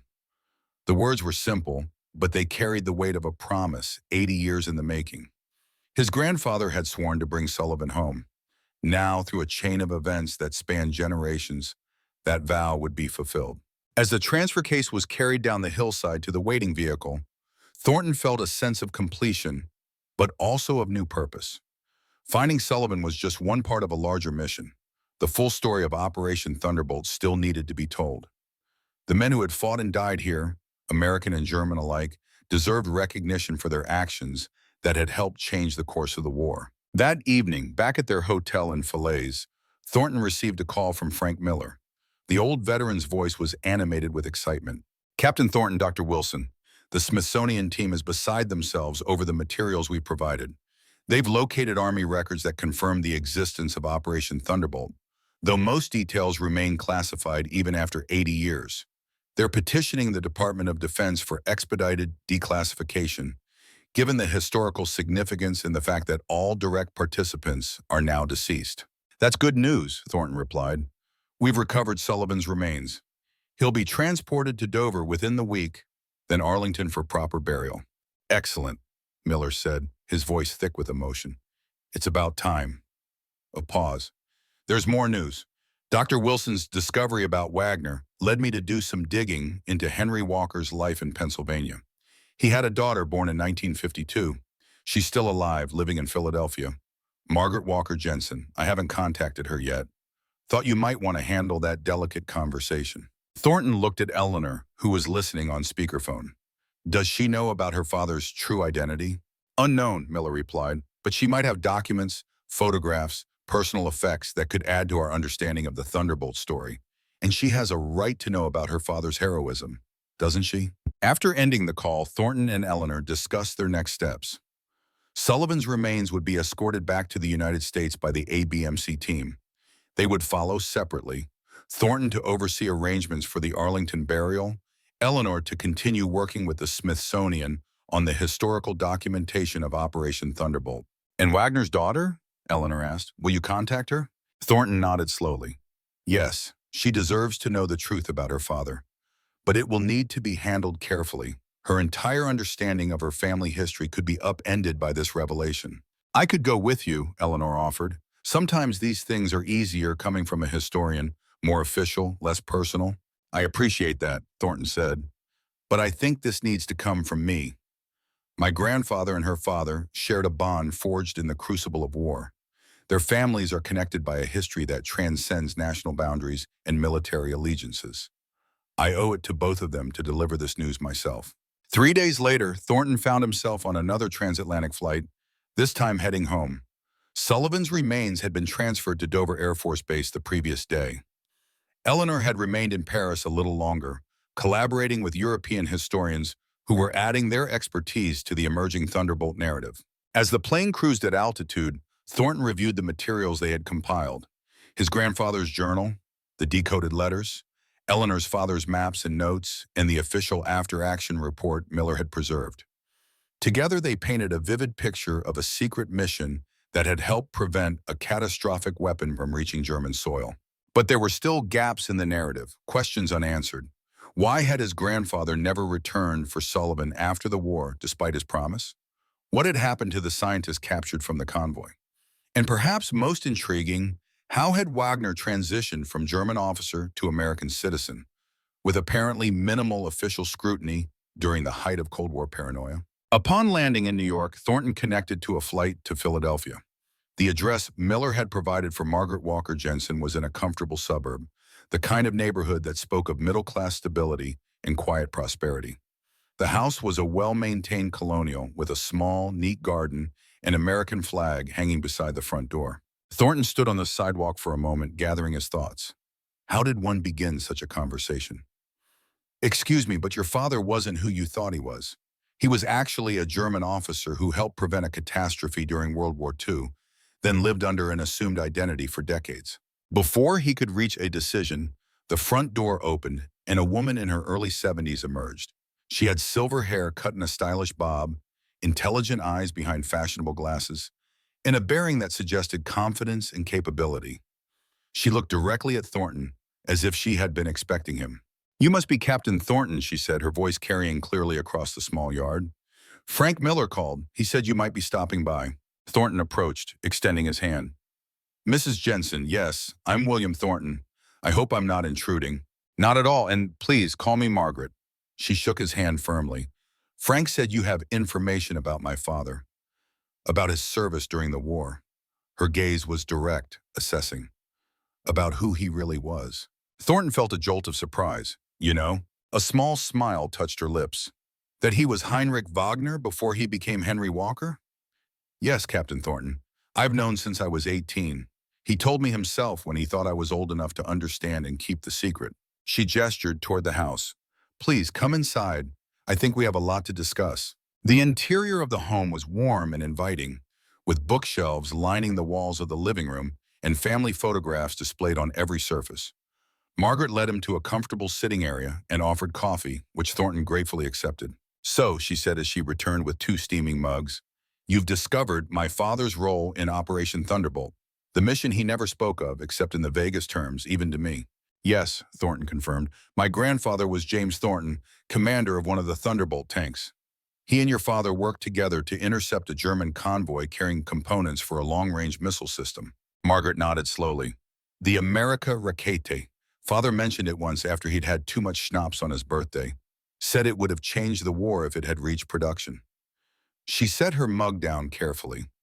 He also spoke of your grandfather, called him the most honorable man I ever knew. Said he owed him his life, his future, everything. They maintained contact after the war, Thornton said. My father told me your father lived as Henry Walker until 1978. That's right, heart attack. Sudden but peaceful. Her eyes grew distant with memory. He built a good life here. Worked as a draftsman for an engineering firm. Married my mother, June, in 1950. She was a war widow, understood the value of discretion. I was their only child. A smile touched her lips. He was a wonderful father, gentle, patient, with that slight accent he never quite lost. Did he ever speak about the mission? About why he chose to help the Allies? Margaret considered the question. Not in detail. He said he had seen things in the war that convinced him Hitler would destroy Germany from within, if not stopped. That there were lines that should never be crossed, even in wartime. She rose and went to a cabinet, returning with a small wooden box. After he died, I found this. I think he meant for me to have it, to understand the full truth someday. She opened the box, revealing several items. A small notebook, a tarnished Iron Cross medal, and a photograph of a family, a man and woman with 2 young children. His first family, Margaret explained. His wife Elsa, son Friedrich, daughter Lena. They lived in Berlin, disappeared in 1943, presumably arrested for helping Jewish neighbors escape. He never learned their fate for certain, but always assumed they had perished in a camp. Thornton felt the weight of this personal tragedy, understanding now the depth of Wagner's motivation. Not just principled opposition to the Nazi regime, but deeply personal loss. The notebook contains his thoughts during that period, Margaret continued. Written in German, of course. I had it translated years ago. It documents his gradual disillusionment with the Reich, his connection to the resistance movement, and eventually his decision to help the Allies stop the rocket program. Her expression grew solemn. He believed the weapon would have killed thousands of civilians without any military justification. He couldn't be part of that, not after losing his family to similar ruthlessness. She carefully returned the items to the box. I've never shared this with anyone outside the family. My husband knows, and our children, but we've kept the secret as he asked us to. The world wasn't ready to understand such complexities after the war. Perhaps it still isn't. I think it might be, Thornton said gently. The Smithsonian Institution is preparing an exhibition on Operation Thunderbolt. The Department of Defense is declassifying the relevant documents. After 80 years, the full story can finally be told. Margaret looked at him sharply. Including my father's role? Especially his role. He was instrumental to the mission's success. Without his information and actions, the convoy might never have been intercepted. Thornton leaned forward. Mrs. Jensen, Margaret, your father was a hero. He saved countless American lives, possibly changed the course of the war. Don't you think he deserves recognition for that? She was silent for a long moment, considering. Recognition would mean acknowledging his original identity, his service in the German army. Her gaze met Thornton's. America has changed since the 1940s, Captain. But has it changed enough to honor a man who wore the uniform of its enemy, even if he ultimately served its cause? I believe it has, Thornton replied firmly. My grandfather certainly thought so. He maintained contact with your father for over 30 years, helped him build a new life here. That speaks to the bond between them, a bond that transcended national uniforms and battlefield allegiances. Margaret smiled slightly. They used to meet every year on the same date, August 4th, the anniversary of the day they first met in France. Father would take the train to New Hampshire, spend a few days with your grandfather, then return. They never spoke about what they discussed during those visits, but he always came back looking unburdened somehow, as if sharing those memories with the only other person who understood them brought a kind of peace. She rose and went to another cabinet, returning with a leather-bound album. Your grandfather gave this to my father on their last visit together in 1978, just months before Father died. I think you should have it now. Thornton accepted the album, opening it carefully. Inside were photographs spanning decades. James Thornton and Heinrich Wagner in their respective uniforms during the war. The 2 men in civilian clothes at various reunions and gatherings. a picture of them standing with their families at what appeared to be a picnic in the 1960s. And finally, two elderly men seated on a porch, glasses of whiskey in hand, looking out at a New Hampshire sunset. They found a way to honor their shared past while building new futures, Margaret observed. Perhaps that's the real legacy of Operation Thunderbolt. Not just the mission itself, but the bonds it created between men who should have been enemies, but chose a different path. Thornton nodded, deeply moved by this evidence of a friendship that had endured decades beyond the war that had forged it. This is invaluable historical material. Would you consider allowing the Smithsonian to include some of these photographs in their exhibition? With appropriate context and respect for your father's story, of course. Margaret considered the request. I would need assurances about how he would be portrayed. He wasn't a traitor to Germany, as some might claim. He was loyal to a Germany that Hitler had betrayed, to principles that transcended national interests. I understand, Thornton assured her. Dr. Eleanor Wilson is working directly with the Smithsonian team. She's a historian with deep personal connections to this story. Her father served in the support unit for the Thunderbolts. She understands the nuances and complexities involved. I'd like to meet her, Margaret decided, to discuss how my father's story would be presented. If I'm satisfied that it would be handled with appropriate sensitivity, then yes, I would be willing to share these materials. They spoke for another hour, Thornton sharing details of the mission from his grandfather's journal, Margaret offering insights from her father's perspective. The two narratives complemented each other, filling gaps in the historical record, bringing the full story of Operation Thunderbolt into sharper focus. As their conversation wound down, Margaret asked a question that had clearly been on her mind. Why now, Captain Thornton? Why has this story suddenly emerged after 80 years of silence? Thornton considered his answer carefully. My father passed away recently. Before he died, he shared what he knew about my grandfather's secret mission and asked me to find Lieutenant Sullivan, the Thunderbolt gunner who was buried in France. That search led to the discovery of documents and materials that had been preserved but hidden for decades. It seems the time had simply come for the truth to emerge. Margaret nodded thoughtfully. Perhaps that's how history works sometimes. It waits until the world is ready to hear its lessons. She smiled slightly. Or until the right person comes along to tell the story. 2 weeks later, Thornton stood at attention in Arlington National Cemetery as Lieutenant Robert J. Sullivan was finally laid to rest with full military honors. The autumn sky was clear, the air crisp with the promise of approaching winter. A military band played solemnly, an honor guard presented arms, and a chaplain offered words of prayer and remembrance. Eleanor Wilson stood nearby, as did Frank Miller, transported from Pennsylvania in his wheelchair, but insisting on being present for this moment of historical closure. Margaret Jensen had come as well, representing her father's connection to the mission that had cost Sullivan his life.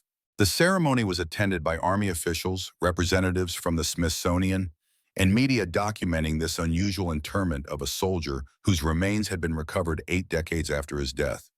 The Army Chief of Staff himself had authorized the Arlington burial and special recognition once the full details of Operation Thunderbolt had been presented to him. As the honor guard folded the flag that had draped Sullivan's casket with precision and reverence, Thornton reflected on the journey that had brought them to this moment.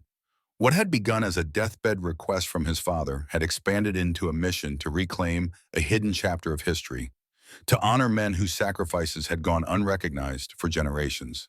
The folded flag was presented to Thornton as the nearest representative of Sullivan's unit, his grandfather's proxy in this long-delayed ceremony. He accepted it with solemn dignity, knowing it would ultimately be placed in the Smithsonian exhibition alongside the artifacts and documents that told the Thunderbolt story. After the ceremony, the small group gathered at a nearby hotel for a private reception. The atmosphere was reflective rather than celebratory, a gathering of individuals connected by a shared mission to preserve and honor a specific piece of history. The exhibition opens next month, Eleanor informed them. The Smithsonian has fast-tracked everything once the DoD approved declassification. They're calling it Operation Thunderbolt, the secret mission that changed the war. Will they include all of it? Margaret asked. My father's role as well as the American crews? Eleanor nodded. Absolutely. We're presenting it as a complete historical narrative, including the German resistance connection and Wagner's crucial contributions. The exhibition designer has created a special section called The Enemy Who Became an Ally that tells his story with sensitivity and historical context. Frank Miller, looking frailer than when Thornton had first met him, but still sharp-eyed and attentive, raised his glass in a toast. To the men of Operation Thunderbolt, American and German alike, may their courage and sacrifice finally receive the recognition they deserve. They drank solemnly, each lost in their own thoughts about the circuitous path that had led to this moment of historical reconciliation. Later, as the reception wound down, Thornton found himself standing with Eleanor by a window overlooking the capital city, its monuments illuminated against the darkening sky. "What happens now?" she asked. "With Sullivan laid to rest and the exhibition about to open, is your mission complete?" Thornton considered the question. "In one sense, yes. I've fulfilled my father's last request. My grandfather's promise to bring Sullivan home has been honored. The story of Operation Thunderbolt will be told." He looked out at the Washington Monument, standing tall and illuminated in the distance. "But I feel like there's more to do. This is just one story, one classified mission from a war that produced countless others. How many more forgotten heroes are out there, their stories untold because of security classifications or political expediency?" Eleanor smiled slightly. "Sounds like you might be considering a career change, from tank instructor to historical investigator." "Maybe," Thornton acknowledged. "The Army's been my life, but this experience has shown me there are different ways to serve, different kinds of missions to undertake." He turned to face her directly. "The Smithsonian will need someone to help interpret the Thunderbolt artifacts, someone with both military understanding and personal connection to the story." "They've already asked me to stay on as a consulting historian," Eleanor admitted. "I said I'd consider it if I could find a partner with complementary expertise."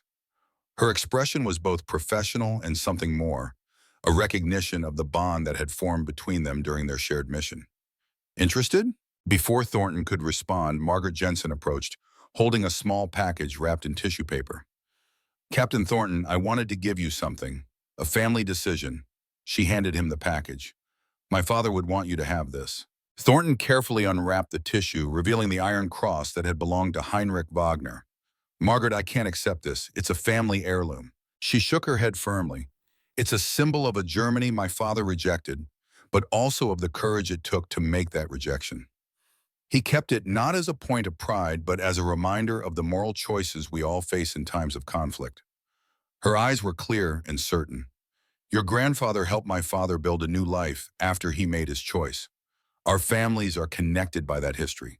The medal belongs with someone who understands its true significance." Deeply moved, Thornton accepted the gift. "Thank you. I'll ensure it's properly preserved and its story accurately told." Margaret smiled, then glanced between Thornton and Eleanor with knowing eyes. "History has a way of bringing the right people together at the right time. For my father and your grandfather, it was a French hillside in 1904. For you two."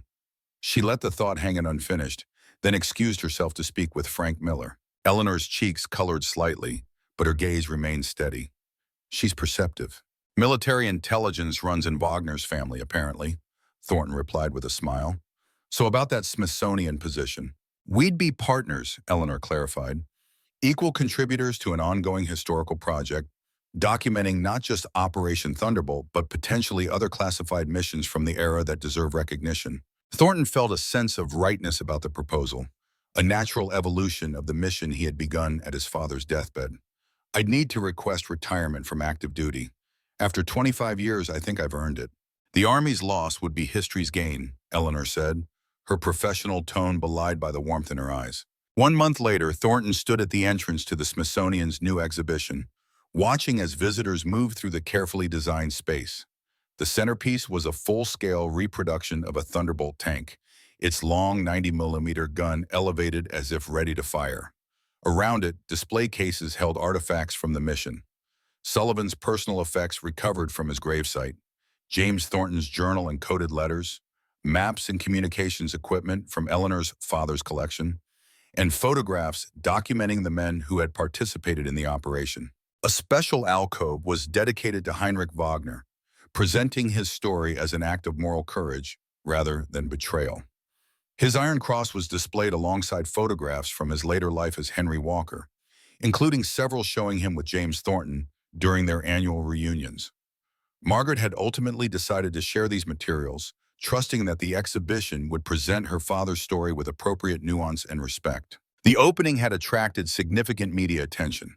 The declassification of Operation Thunderbolt after 80 years, combined with the recovery of Sullivan's remains and the revelation of a German officer's crucial role in the mission, made for a compelling narrative. Historians were already reassessing certain aspects of the European theater based on this new information, particularly regarding the development of German long-range weapons and Allied countermeasures.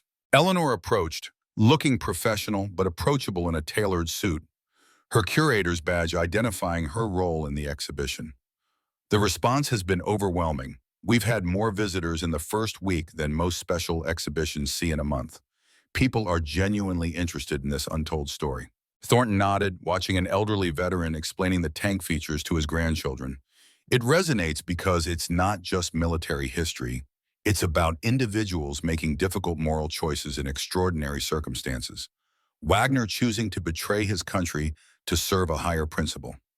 My grandfather maintaining that connection for decades despite the political climate of the Cold War. And Sullivan, Eleanor added softly, whose mathematical genius made the Thunderbolt effective, who gave his life to stop a weapon that could have killed thousands. They moved through the exhibition, observing visitors' reactions, answering questions, providing additional context where needed. Thornton had quickly adapted to his role as historical consultant, finding satisfaction in sharing this recovered history with a public eager to learn. As the day wound down and the museum prepared to close, Thornton found himself standing before the final display. A large photograph showing the Arlington ceremony for Lieutenant Sullivan, the flag-draped casket surrounded by an honor guard, with Thornton himself visible at attention nearby. "Captain Thornton, Ryan," a voice said from behind him. He turned to find an elderly man using a walker, accompanied by a middle-aged woman who was clearly his daughter. "Are you the Thornton mentioned in the exhibition, James Thornton's grandson?" "Yes, sir, William Thornton." The man's weathered face broke into a smile. "Thomas Washington, Jr. My father was Charlie Washington, loader on the Nemesis, Thunderbolt tank." He gestured to the woman beside him. "This is my daughter, Grace." Thornton felt a surge of emotion. "Mr. Washington, it's an honor to meet you. Your father was part of my grandfather's crew." Washington nodded, his eyes bright with unshed tears. "Dad never talked much about the war, just said he'd served in a tank unit, nothing special. After he died in '89, we found some photographs hidden in his footlocker. Him with 4 other men beside a Sherman with some kind of long barrel. Could never figure out what unit it was since it didn't match any of the official records." He gestured toward the exhibition. "Then I saw the news about this, about Operation Thunderbolt. Knew immediately that's what Dad had been part of, his secret mission." Thornton introduced Washington to Eleanor, who immediately recognized the historical significance of this connection. "Mr. Washington, we would be extremely interested in seeing those photographs if you'd be willing to share them. They could add valuable perspective to our historical record." "Brought copies with me," Washington replied, patting his jacket pocket. "Figured someone here might want them. Dad would be pleased to know the story's finally being told. He always said history would catch up, eventually." As they moved to a quiet area where they could examine the photographs, Thornton felt a profound sense of completion. The circle was closing. The scattered pieces of Operation Thunderbolt were coming together, not just through documents and artifacts, but through the living connections that had persisted through generations. Later that evening, Thornton drove to Arlington National Cemetery. The grounds were quiet as sunset approached, the rows of white headstones catching the last golden light of day. He made his way to the fresh grave where Lieutenant Robert Sullivan now rested. The headstone was simple but complete, including his rank, unit, and the dates of his birth and death.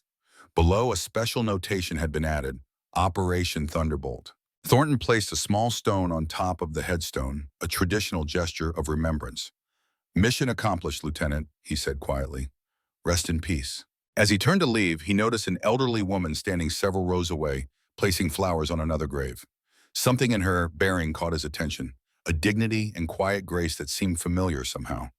She looked up, meeting his gaze briefly before returning to her task. Thornton walked slowly toward her, drawn by an intuition he couldn't quite name. As he approached, he saw that she was tending the grave of a Major General Robert Sullivan, Jr., whose dates indicated he had died in Desert Storm in 1991. "Excuse me, ma'am," Thornton said gently. "I couldn't help noticing the name on that headstone. Sullivan." The woman straightened, regarding him with clear blue eyes and a face lined by age and experience. My husband, she said simply, though I lost him long ago now. If you don't mind my asking, was his father Lieutenant Robert Sullivan, who served in World War II? Surprise flickered across her features. Yes, Robert Sr. was listed as missing in action in 1944. His body was never recovered. She studied Thornton more closely. How do you know this? My name is William Thornton. My grandfather served with your father-in-law. In fact, he hesitated, then continued. We recently recovered Lieutenant Sullivan's remains from France. He was reinterred here just last month. He gestured toward the fresh grave he had just visited. The woman's hand flew to her mouth. After all these years? How is that possible? Thornton explained about Operation Thunderbolt, about the classified mission that had been hidden from history for 8 decades, about his journey to fulfill his grandfather's promise to bring Sullivan home. Robert never knew what happened to his father, the woman said, tears gathering in her eyes. Just that he had died somewhere in France. He followed him into the army, made it his career, rose to general, always hoped someday they'd find his father's remains. She shook her head sadly. He didn't live to see it happen. Would you like to visit the grave? Thornton offered. I can show you where he rests now. She nodded, accepting his arm for support as they walked a short distance to Sullivan's new resting place. As she stood before the headstone reading the inscription, her tears flowed freely. He has grandchildren, she said. Great-grandchildren. None of them ever knew him, of course, but they've heard the stories, what little we had. They should know he's been found, that he's home. There's more they should know, Thornton said gently, about his heroism, his sacrifice. The Smithsonian has opened an exhibition about Operation Thunderbolt. It includes artifacts recovered from his gravesite, details about his role as the mathematical genius who made the mission possible. I'd like to see that, she decided, and to bring the family. Robert would have wanted that. As they walked back toward the cemetery entrance, the woman introduced herself properly. I'm Elizabeth Sullivan, by the way, though most people call me Betty. It's an honor to meet you, Mrs. Sullivan. I feel like I've come to know your father-in-law through my grandfather's journal. He wrote about him with great respect and affection. Betty smiled through her tears. Family is more than blood, Captain Thornton. It's shared experience, shared sacrifice. Your grandfather and my father-in-law were family in that way, which makes us connected too, doesn't it? Thornton nodded, recognizing the truth in her words. Yes, ma'am, I believe it does. 3 days later, Thornton stood in the Thunderbolt exhibition, watching as Betty Sullivan and her extended family, 3 generations strong, explored the displays. Eleanor guided them through, explaining the context and significance of each artifact. When they reached the case containing Sullivan's personal effects, Betty placed her hand on the glass, tears streaming down her face as she saw the pocket watch and photograph of her mother-in-law holding an infant Robert Jr. He never came home to them, she said softly, but they built a life anyway, carried on. It's what he would have wanted. Across the room, Thomas Washington Jr. had returned with more family members, eager to see their father and grandfather properly recognized after decades of obscurity. And near the Wagner display, Margaret Jensen stood with her children and grandchildren, explaining their connection to this complex historical narrative. Frank Miller observed it all from his wheelchair, satisfaction evident in his rheumy eyes. This is what it was all about, he said to Thornton. Not just winning the war, but preserving the future for all these families, for the world they would build afterward. Thornton nodded, understanding now the full circle of his journey. It had begun with a simple request from his dying father, but had expanded into something far more significant. The recovery of a crucial historical narrative, the reuniting of families separated by secrecy and time, the honoring of sacrifices long unrecognized. As the evening wound down and the visitors departed, Thornton found himself alone in the exhibition hall with Eleanor. They stood before the centerpiece display, the reproduced Thunderbolt tank gleaming under the museum lights. My grandfather wrote in his journal that the men who served on these tanks were ordinary Americans asked to do extraordinary things, Thornton said. Farmers, teachers, mechanics, factory workers. They didn't set out to be heroes. They just did what needed doing when the moment came. Eleanor nodded. And Wagner, a German officer who chose humanity over nationalism. That's the power of this story. It transcends the usual narratives of World War II, shows the complex moral choices individuals faced, the courage it took to make the right decision even at great personal cost. That's the legacy we need to preserve, Thornton agreed. Not just the facts of the mission, but the human dimension, the choices, the sacrifices, the bonds that formed and lasted long after the guns fell silent. He thought about his grandfather and Wagner, meeting year after year to commemorate a shared experience that had defined their lives. About Sullivan, giving his life to stop a weapon that could have killed thousands. About Washington Rodriguez and the others who had carried the secret of their mission to their graves, unrecognized but knowing the importance of what they had done. And he thought about his own journey, from tank instructor to historical investigator, finding purpose in uncovering and preserving a truth that might otherwise have been lost forever. "We're not just curating artifacts," he said finally. "We're custodians of memory, of truth." Eleanor smiled, understanding the depth of his commitment. "Partners, then, in preserving the legacy of Operation Thunderbolt and whatever other forgotten missions we might uncover?" Thornton nodded, returning her smile. "Partners."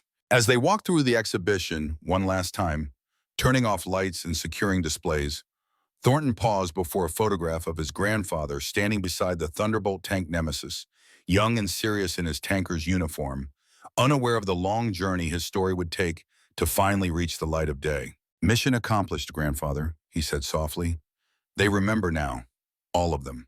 Outside, the Washington Monument stood illuminated against the night sky, a beacon of remembrance and continuity.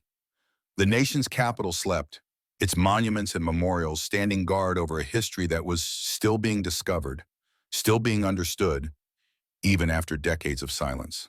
And somewhere in that vast tapestry of American experience, the story of 5 modified Sherman tanks and their crews had finally found its rightful place. Not forgotten, not hidden, but honored for what it was. A testament to courage, sacrifice, and the enduring bonds that connect human beings across time, space, and even the divisions of war.